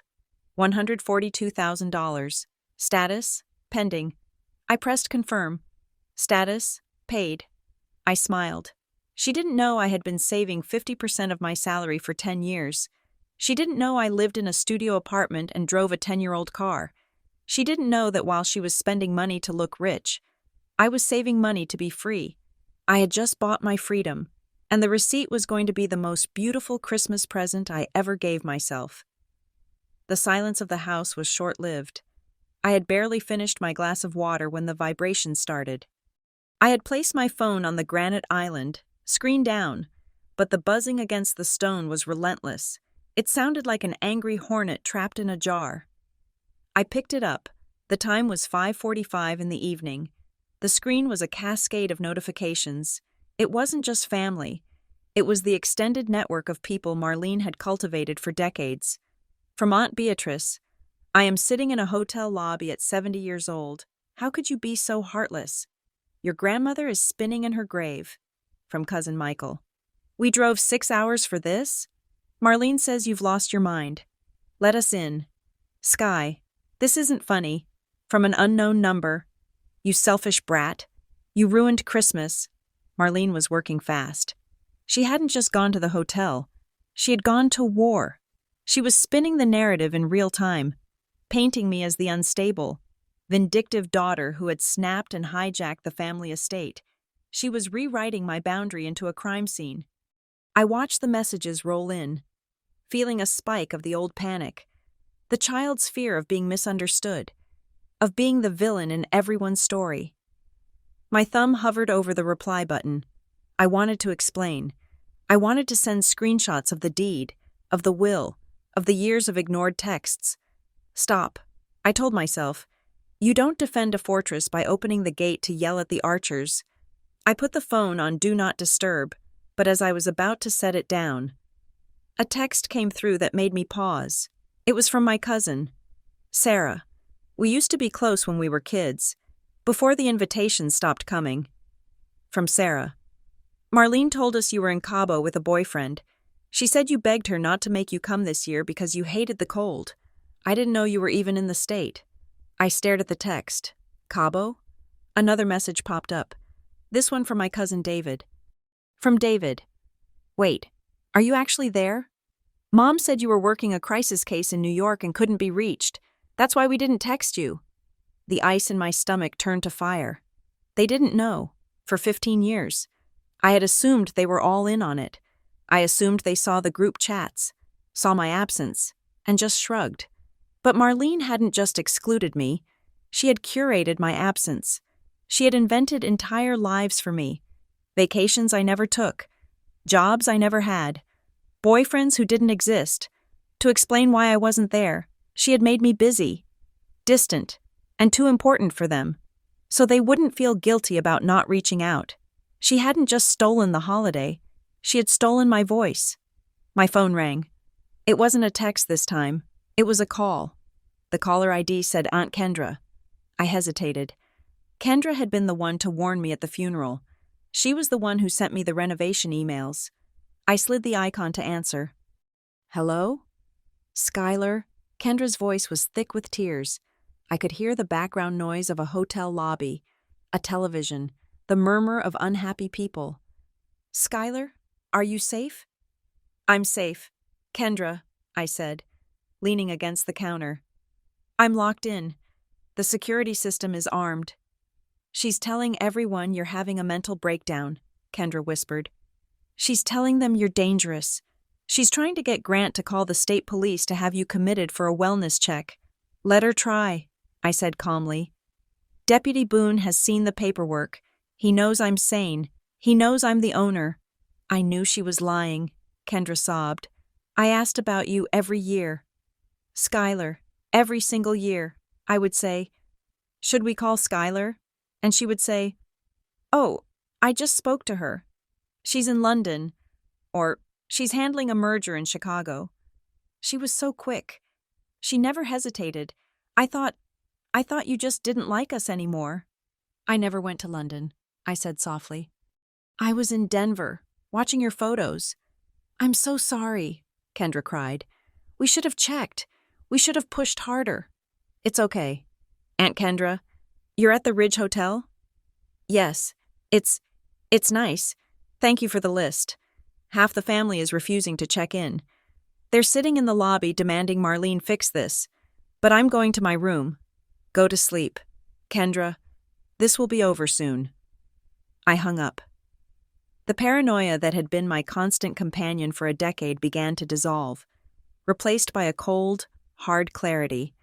They weren't a cabal. They were an audience. Marlene was the only puppeteer. Then the phone rang again. I expected it to be Marlene, screaming from a burner phone, but the name on the screen stopped my breath.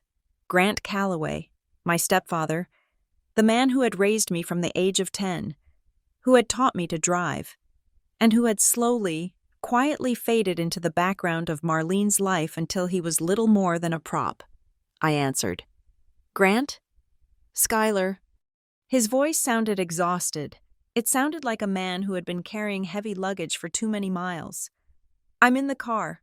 I'm just driving around. I couldn't handle the hotel lobby. I'm sorry. Grant, I said. I didn't want to lock you out. But I couldn't let her in. I know, he said. There was a long pause, filled only by the sound of his turn signal clicking. I suspected, about the house. Loretta stopped talking to Marlene about money 3 years ago. Marlene was furious, but I didn't know she left it all to you. She had to, I said, to protect me. Marlene handled the invitations, Grant said, his voice low. Every Christmas, I would ask, did you send the invite to Sky? And she would show me a text on her phone. It would look like a conversation with you. You saying you were busy. You saying you didn't want to come. She faked them? I asked. I guess so, Grant said. I never looked close enough. I wanted to believe her. It was easier than fighting. Why are you calling me now? Grant? He sighed, a heavy, rattling sound. Because there is something you need to know. Marlene is going to try to break back in, not for the party, Not for the principal. For what? For the records, Grant said. There is a loan. Skylar, I tightened my grip on the phone. I know about the loan. Grant, $142,000. You know? He sounded shocked. How? I own the building, I said. I get the mail. Marlene told me Loretta approved it, Grant said, the words tumbling out in a rush. Back in December, right before she died, Marlene said Loretta wanted to do the renovations but didn't have the cash flow, so she authorized Marlene to open a line of credit against the property value. Marlene said she was just executing Loretta's final wishes.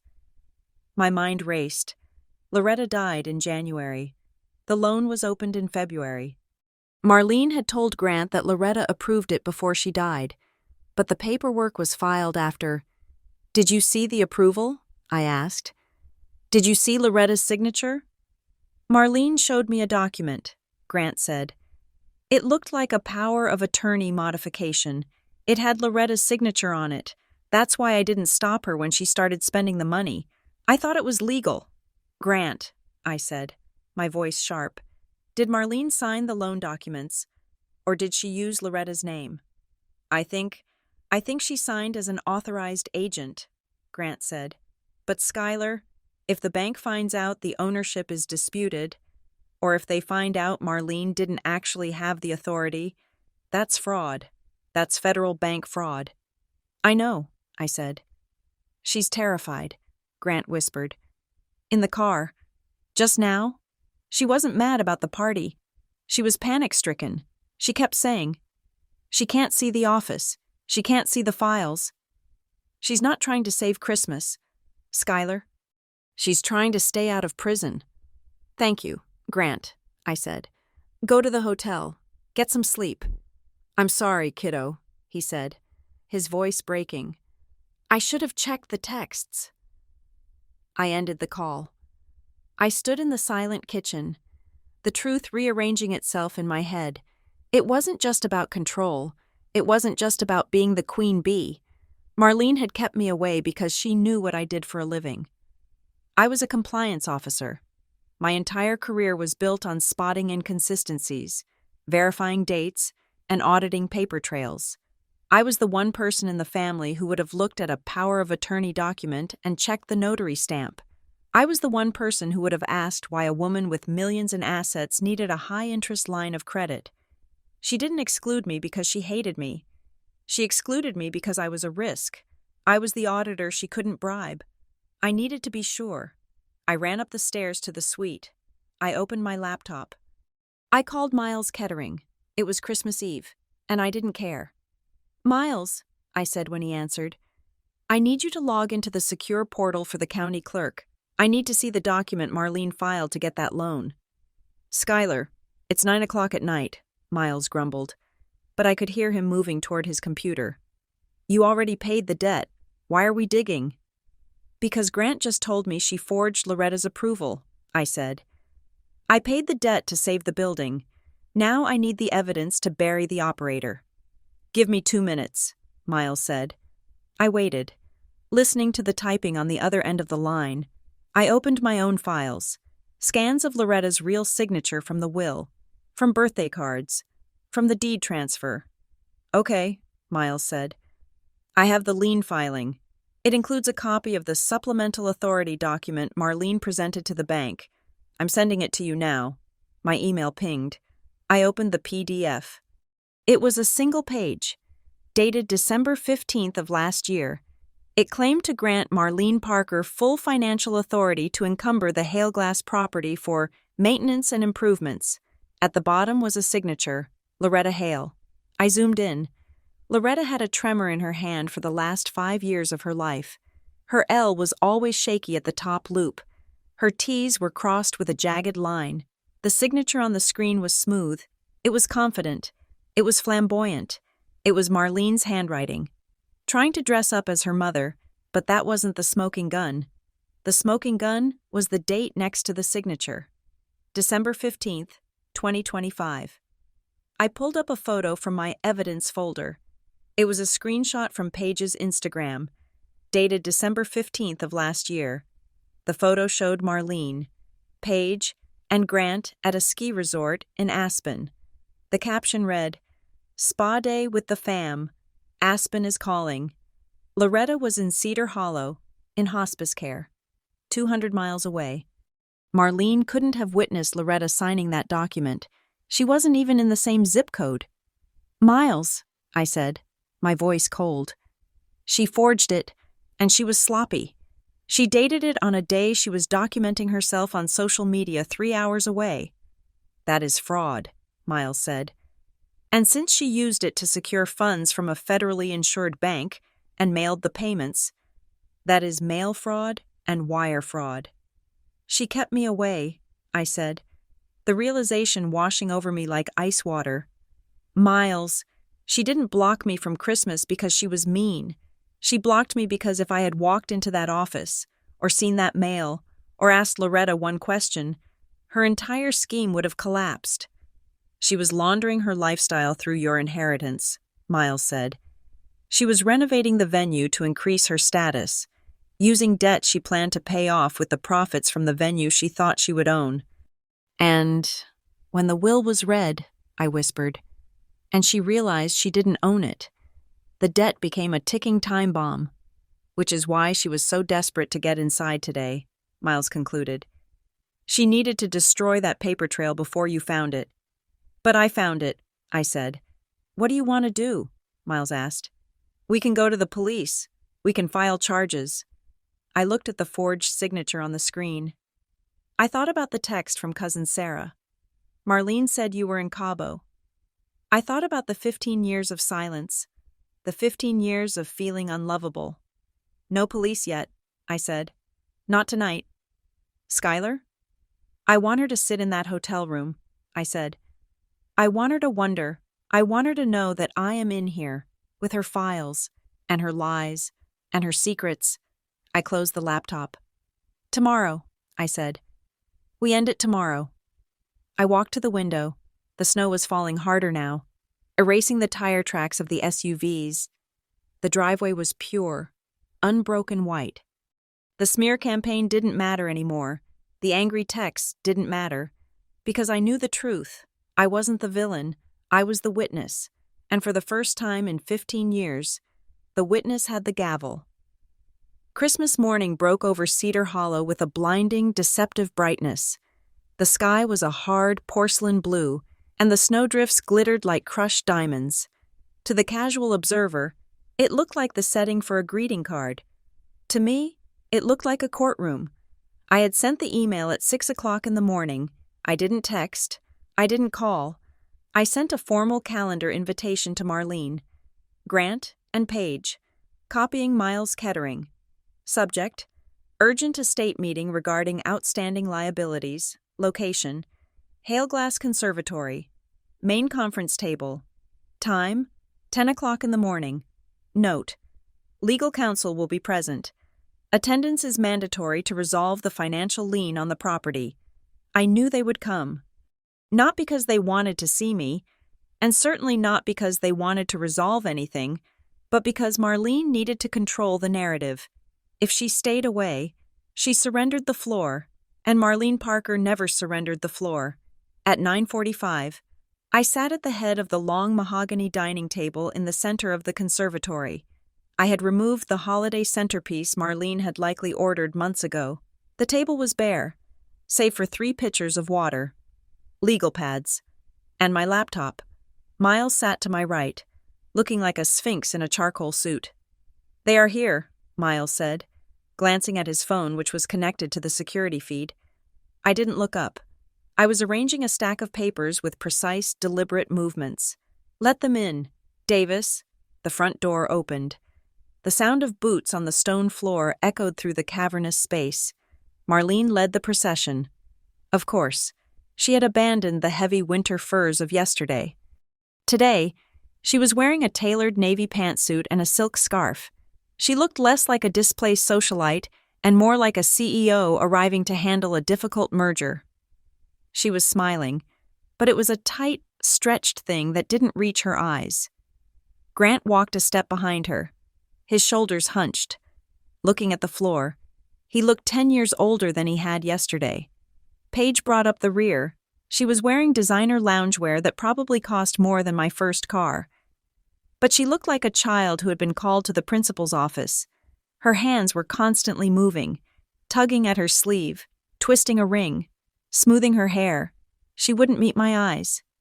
"Well," Marlene said, her voice bright and brittle as she approached the table. "This is certainly a new tradition.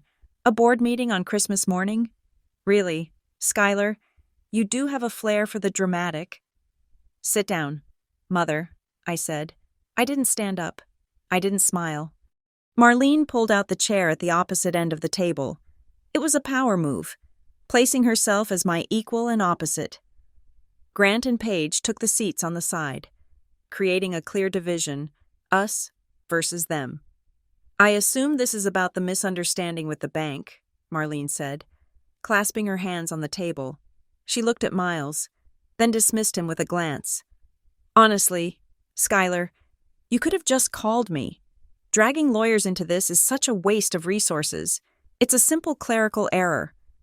"A clerical error," I repeated, my voice flat. "Yes," Marlene said, leaning forward earnestly. "Loretta and I discussed the renovations extensively. She wanted the venue to remain competitive. She knew the cash flow was tied up in trusts, so she authorized me to open the line of credit to get the work done before the spring season. It was her vision. I was just the vessel." She said it with such conviction. For a second, just a split second, I marveled at her talent. She almost believed it herself. "And the payments?" I asked. "Why did the bank send a default notice to a building you claim to manage so perfectly?" Marlene waved a hand dismissively. "Oh, that. I missed a piece of mail. I've been grieving. Skylar, it's been a chaotic year. I fully intended to bring the account current next week. In fact, I was going to pay it off entirely with the revenue from the Christmas bookings." She paused, her eyes narrowing slightly. "The bookings you canceled yesterday?" "So, in your version of events." Miles spoke up for the first time, his voice like gravel. "Loretta authorized a loan of $142,000, which you then neglected to service, putting the asset at risk of foreclosure." "I was handling it," Marlene snapped. "And frankly, Miles, this is a family matter. Skylar is overreacting. She sees a bill and panics. She doesn't understand how business works. You use leverage to grow." "I understand leverage perfectly," I said. Paige made a small, squeaking sound. I looked at her. She was tearing a paper napkin into tiny, confetti-like shreds. She looked terrified. She knew something, or maybe she just knew Marlene. "There is just one problem with your story." "Marlene," I said. "And what is that?" she challenged, lifting her chin. "The bank doesn't agree with you." I pressed a button on my phone. The side door of the conservatory opened. Marlene turned, annoyance flashing across her face. "Who is that? Did you order lunch?" A man in a gray suit walked in. He was carrying a briefcase. He looked serious, humorless, and distinctly corporate. "This is Mr. Vance," I said. "He is the regional risk officer for First Mountain Bank, the bank that holds the note." Marlene's face went slack. Her confidence, which had been a solid wall a moment ago, developed a hairline fracture. She looked from Mr. Vance to me, then to Grant. Grant closed his eyes. "Why is he here?" Marlene whispered. "Because I invited him," I said. "I paid off your loan yesterday, Marlene, in full, which gives me the right to ask the bank exactly how that loan was originated, Mr. Vance walked to the table and stood next to Miles. He didn't sit. He placed a folder on the table. "Mrs. Parker, Mr. Vance said, nodding to Marlene. "We have reviewed the origination documents at Ms. Parker's request. Specifically, the supplemental authority affidavit you submitted on December 15th of last year." Marlene went pale. The color didn't just drain from her face. It vanished. That was standard paperwork," she stammered. "Loretta signed it." "We are aware of the signature," Mr. Vance said. "However, Ms. Parker has brought to our attention a discrepancy regarding the location of the signatory on that date. I slid a piece of paper across the long mahogany table. It traveled smoothly, stopping right in front of Marlene. It was the screenshot from Paige's Instagram, the ski trip, the date, the location tag. "You were in Aspen, Mother," I said softly. "Loretta was in hospice here in Cedar Hollow. Unless you have mastered teleportation, you could not have witnessed her signature on that document." Marlene stared at the photo. Her hands were shaking now. She tried to hide them under the table. She signed it before I left," Marlene tried, her voice rising in pitch. "She signed it the week before. I just dated it the 15th because that's when I filed it." "That is not what the notary log says," Miles interjected. "The notary stamp on that document belongs to a friend of yours, doesn't it? A Mrs. Shelley Duvall? We called her this morning. She seems very confused about the timeline." "You are harassing my friends?" Marlene stood up, slamming her hands on the table. "This is insane. You are witch-hunting me. I improved this property. I increased its value. And this is the thanks I get? You accusing me of what?" "Fraud," I said. The word hung in the air. "I am your mother," Marlene screamed. "I did everything for this family. I kept this place running while you were off playing corporate drone in Denver. You ungrateful, spiteful little—" "Sit down," I said. I didn't shout it. I said it with the same tone I used when I found a $1 million error in a compliance audit. It was the tone of absolute, objective authority. Marlene didn't sit. She stood there, breathing hard, her chest heaving. "I am not going to prosecute you today," I said. "I paid the debt. The building is safe. Mr. Vance is here to witness that the account is closed and to collect the original documents for his internal fraud investigation. Whether the bank chooses to press charges is up to them." "Mr. Vance nodded. "We take forgery very seriously. Mrs. Parker." Marlene looked at the banker, then back at me. Her eyes were darting around the room, looking for an exit, looking for a weapon. "You can't prove anything," she hissed. "It's my word against yours. Loretta is dead. She can't tell you what she wanted." "Actually," I said, "she can." I reached into my bag. I pulled out the envelope Miles had given me 11 months ago. The wax seal was still unbroken. The paper was yellowed with age. I placed it in the center of the table. Marlene froze. She stared at the envelope. She recognized it. I saw the recognition in the way her pupils contracted. She knew that stationery.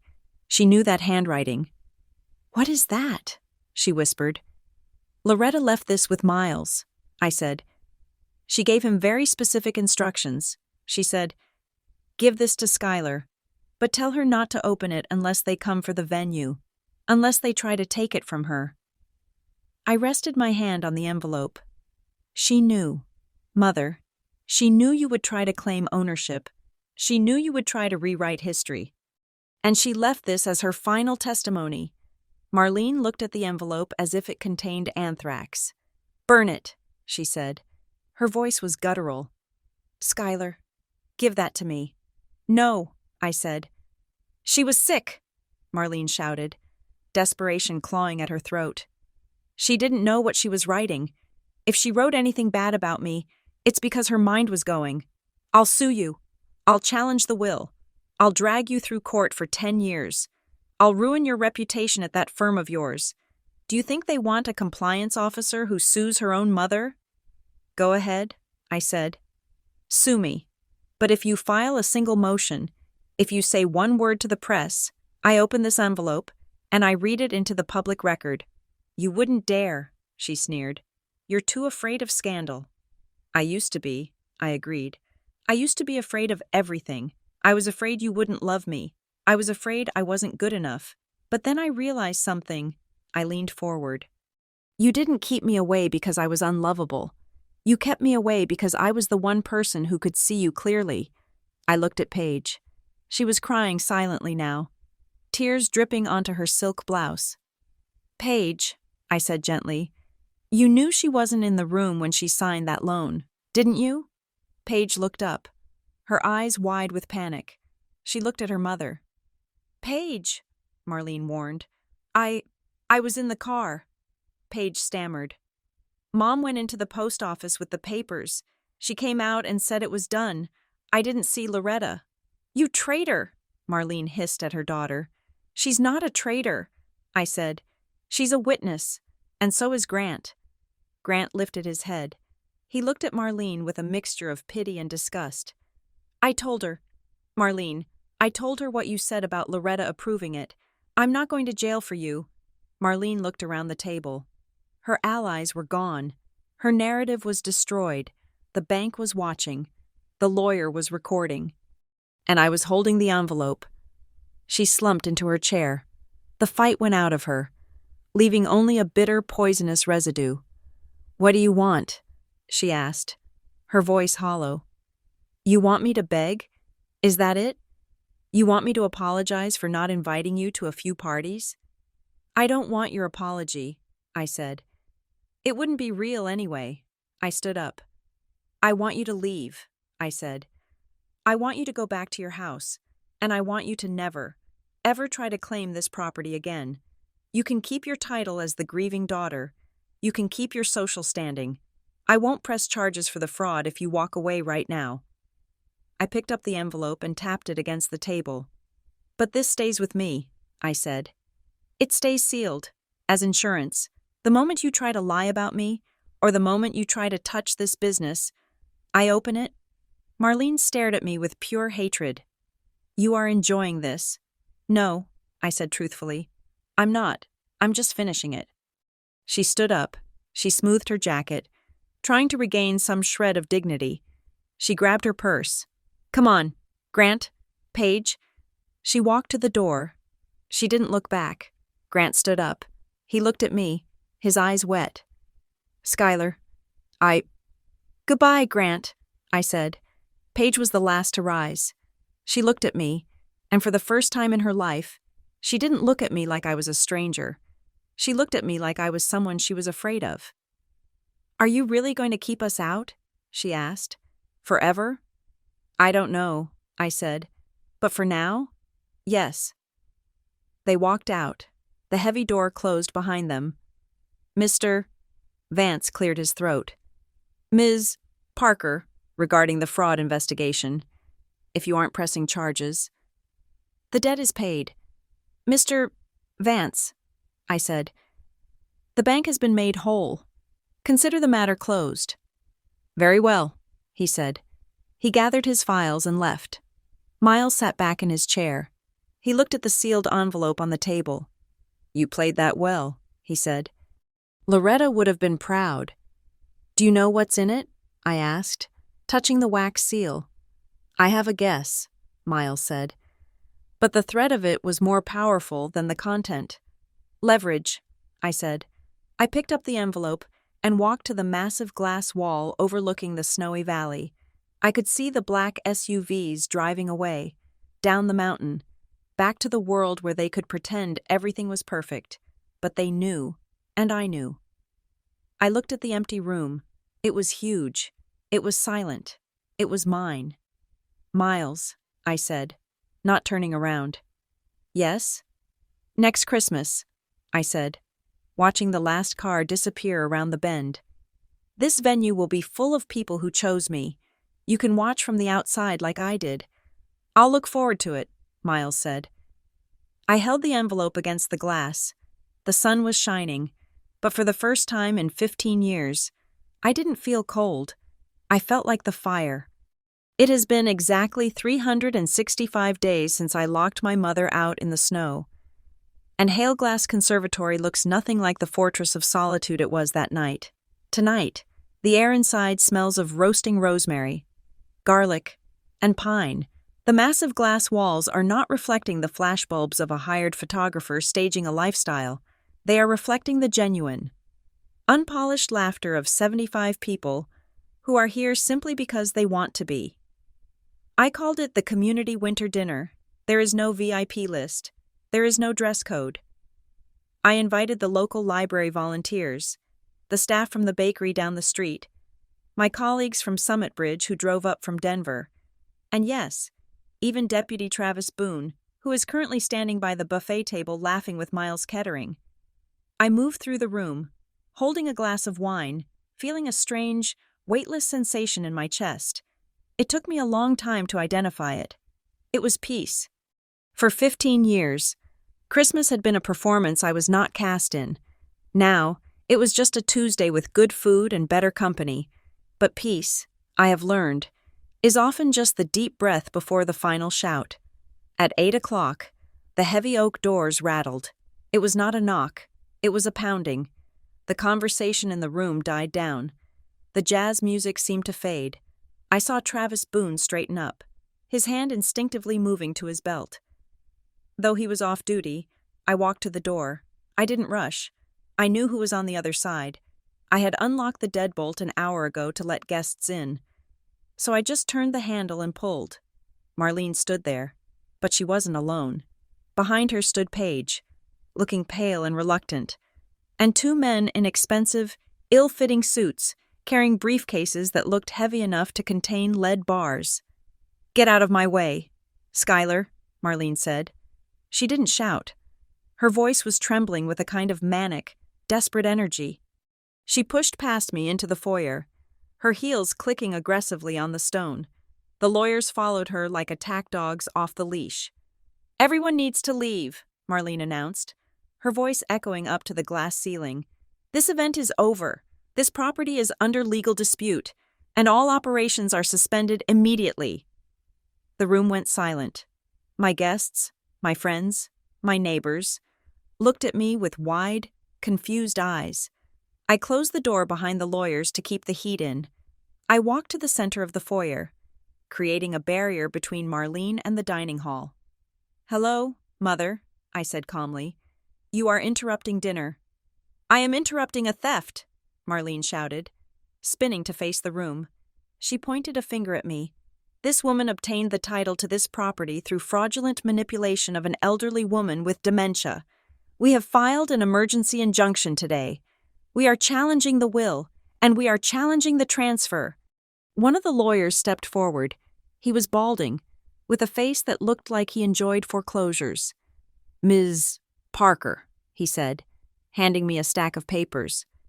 "We have reason to believe that the payoff of the lien last year was conducted with illicit funds, and furthermore, that your grandmother, Loretta Hale, was coerced into signing the estate over to you while legally incapacitated. Until this is resolved in probate court, we are asserting your mother's right to residency as the primary caretaker." It was a bluff, a loud, expensive, desperate bluff. Marlene knew she had lost on the facts, so she was trying to win on volume. She wanted to humiliate me in front of my community. She wanted to make a scene so ugly that I would crumble just to make it stop. She didn't know that I had stopped crumbling a long time ago. "Is that so?" I asked, taking the papers and tossing them onto a side table without looking at them. "Yes, it is so," Marlene hissed. "You think you're so smart, paying off that loan? You just admitted guilt. You paid a debt you claimed you didn't owe. That proves you knew the loan was valid. That proves Loretta authorized it." I looked at the room. I saw the faces of the people who respected me. I saw Travis Boone stepping forward. "Actually," I said, my voice carrying clear and strong, "I didn't pay it because I owed it. I paid it to clear the board for this moment." I gestured to a table near the back. "Mr. Vance?" I called out. "Would you mind joining us?"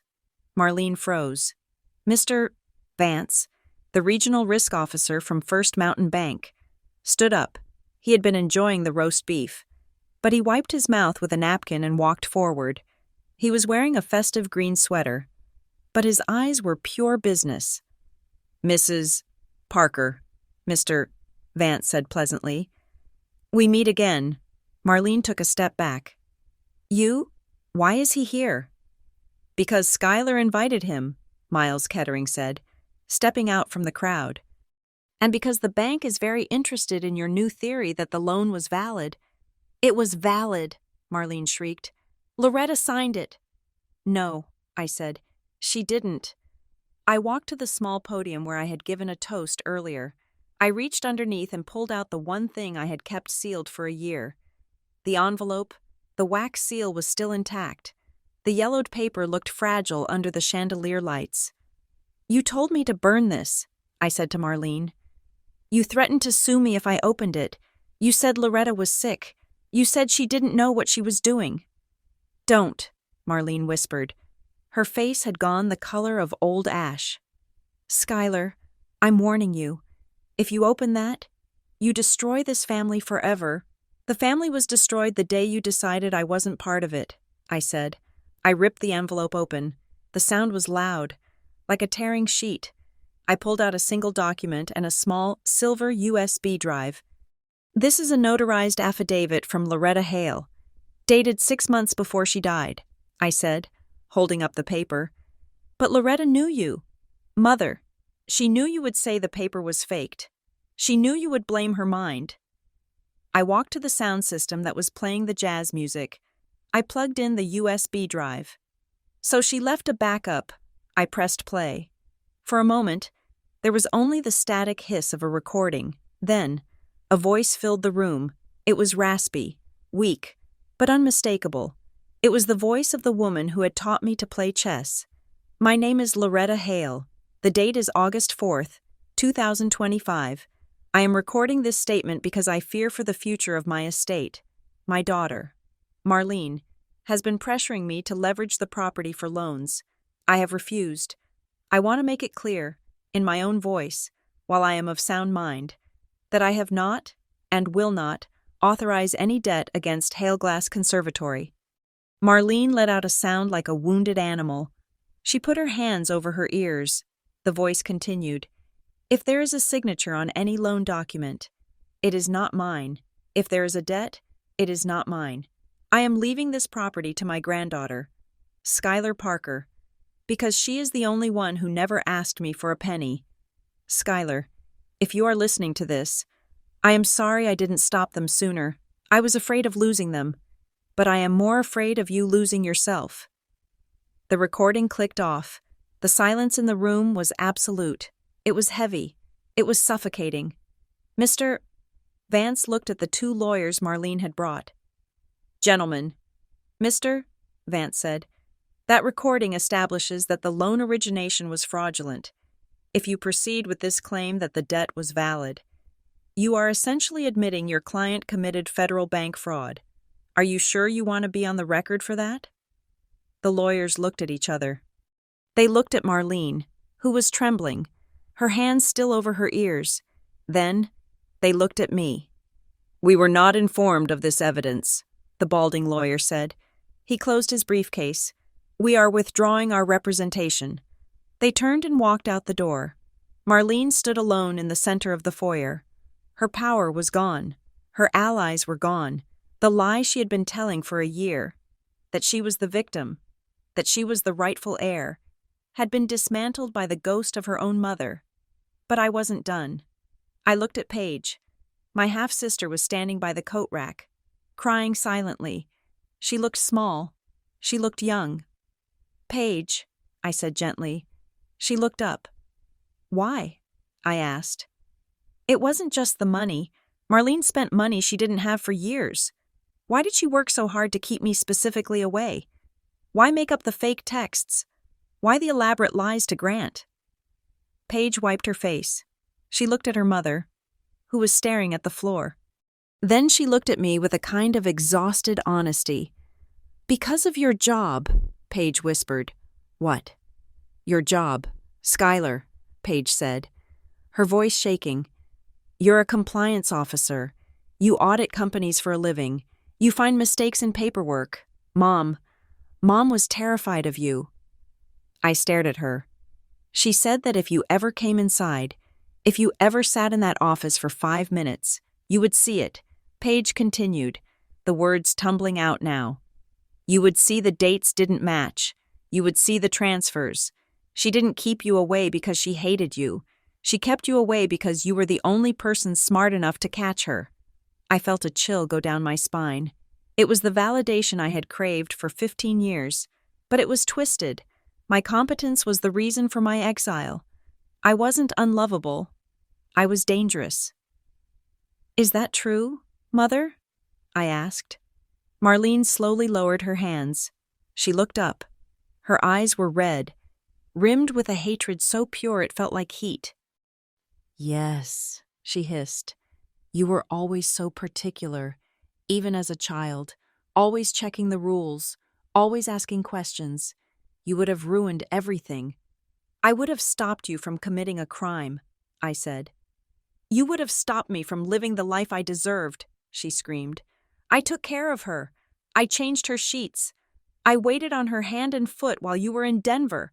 I deserved that money. And there's one more thing, Marlene said. Her voice dropped to a low, venomous growl. She took a step toward me. You want to know the real reason?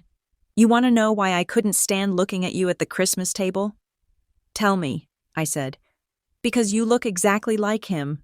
She spat. I froze. Your father? She said. You have his eyes. You have his jaw. You even stand like him. He left me with nothing. He walked out and left me with a baby and a mountain of debt. And every time I looked at you, I saw him judging me. I saw him watching me fail.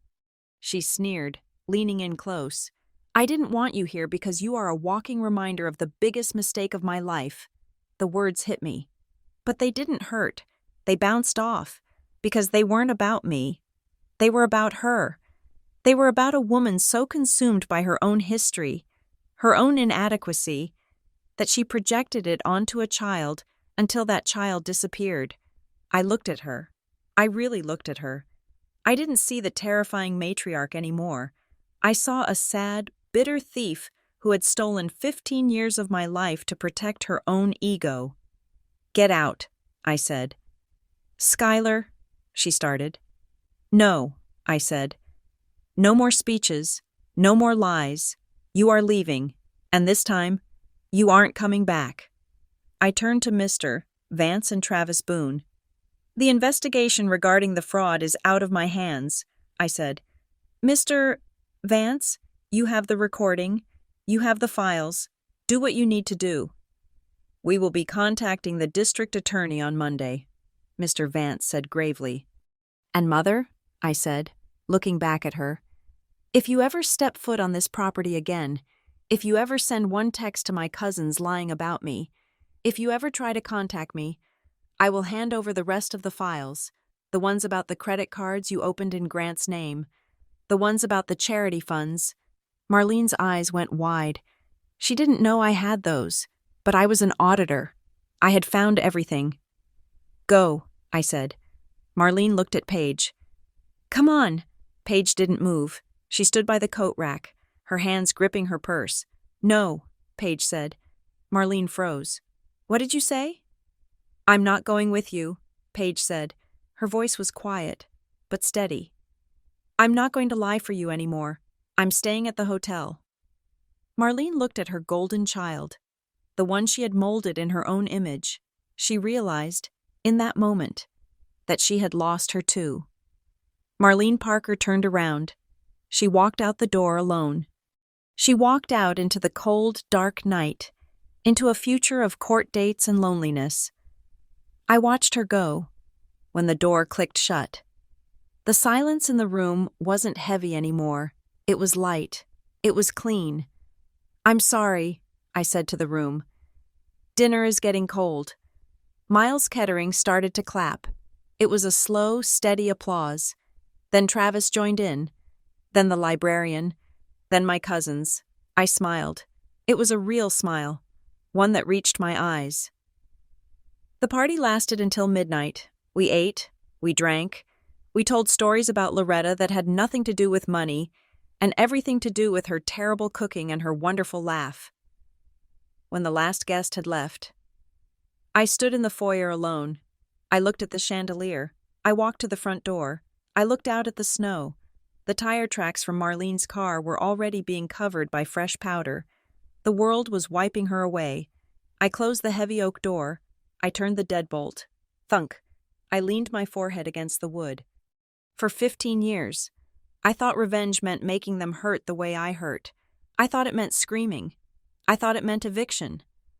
But as I looked around my warm, bright, beautiful home, I realized I was wrong. Revenge wasn't about them, it was about me. It was about building a life where I didn't need their permission to exist. It was about filling this house with people who knew my real name, not the version Marlene had invented. It was about being visible. I wasn't the girl waiting in the car anymore. I wasn't the ghost in the family photo. I was Skylar Parker. I was the owner. And for the first time in my life, I was home. Thank you so much for listening to this story. I would love to know where you are listening from. So please drop a comment below sharing your city or country. It is always amazing to see how far these stories travel. If you enjoyed Skylar's journey, please make sure to subscribe to the channel Lucy Revenge Stories, like this video, and smash that like button so we can share this victory with even more people.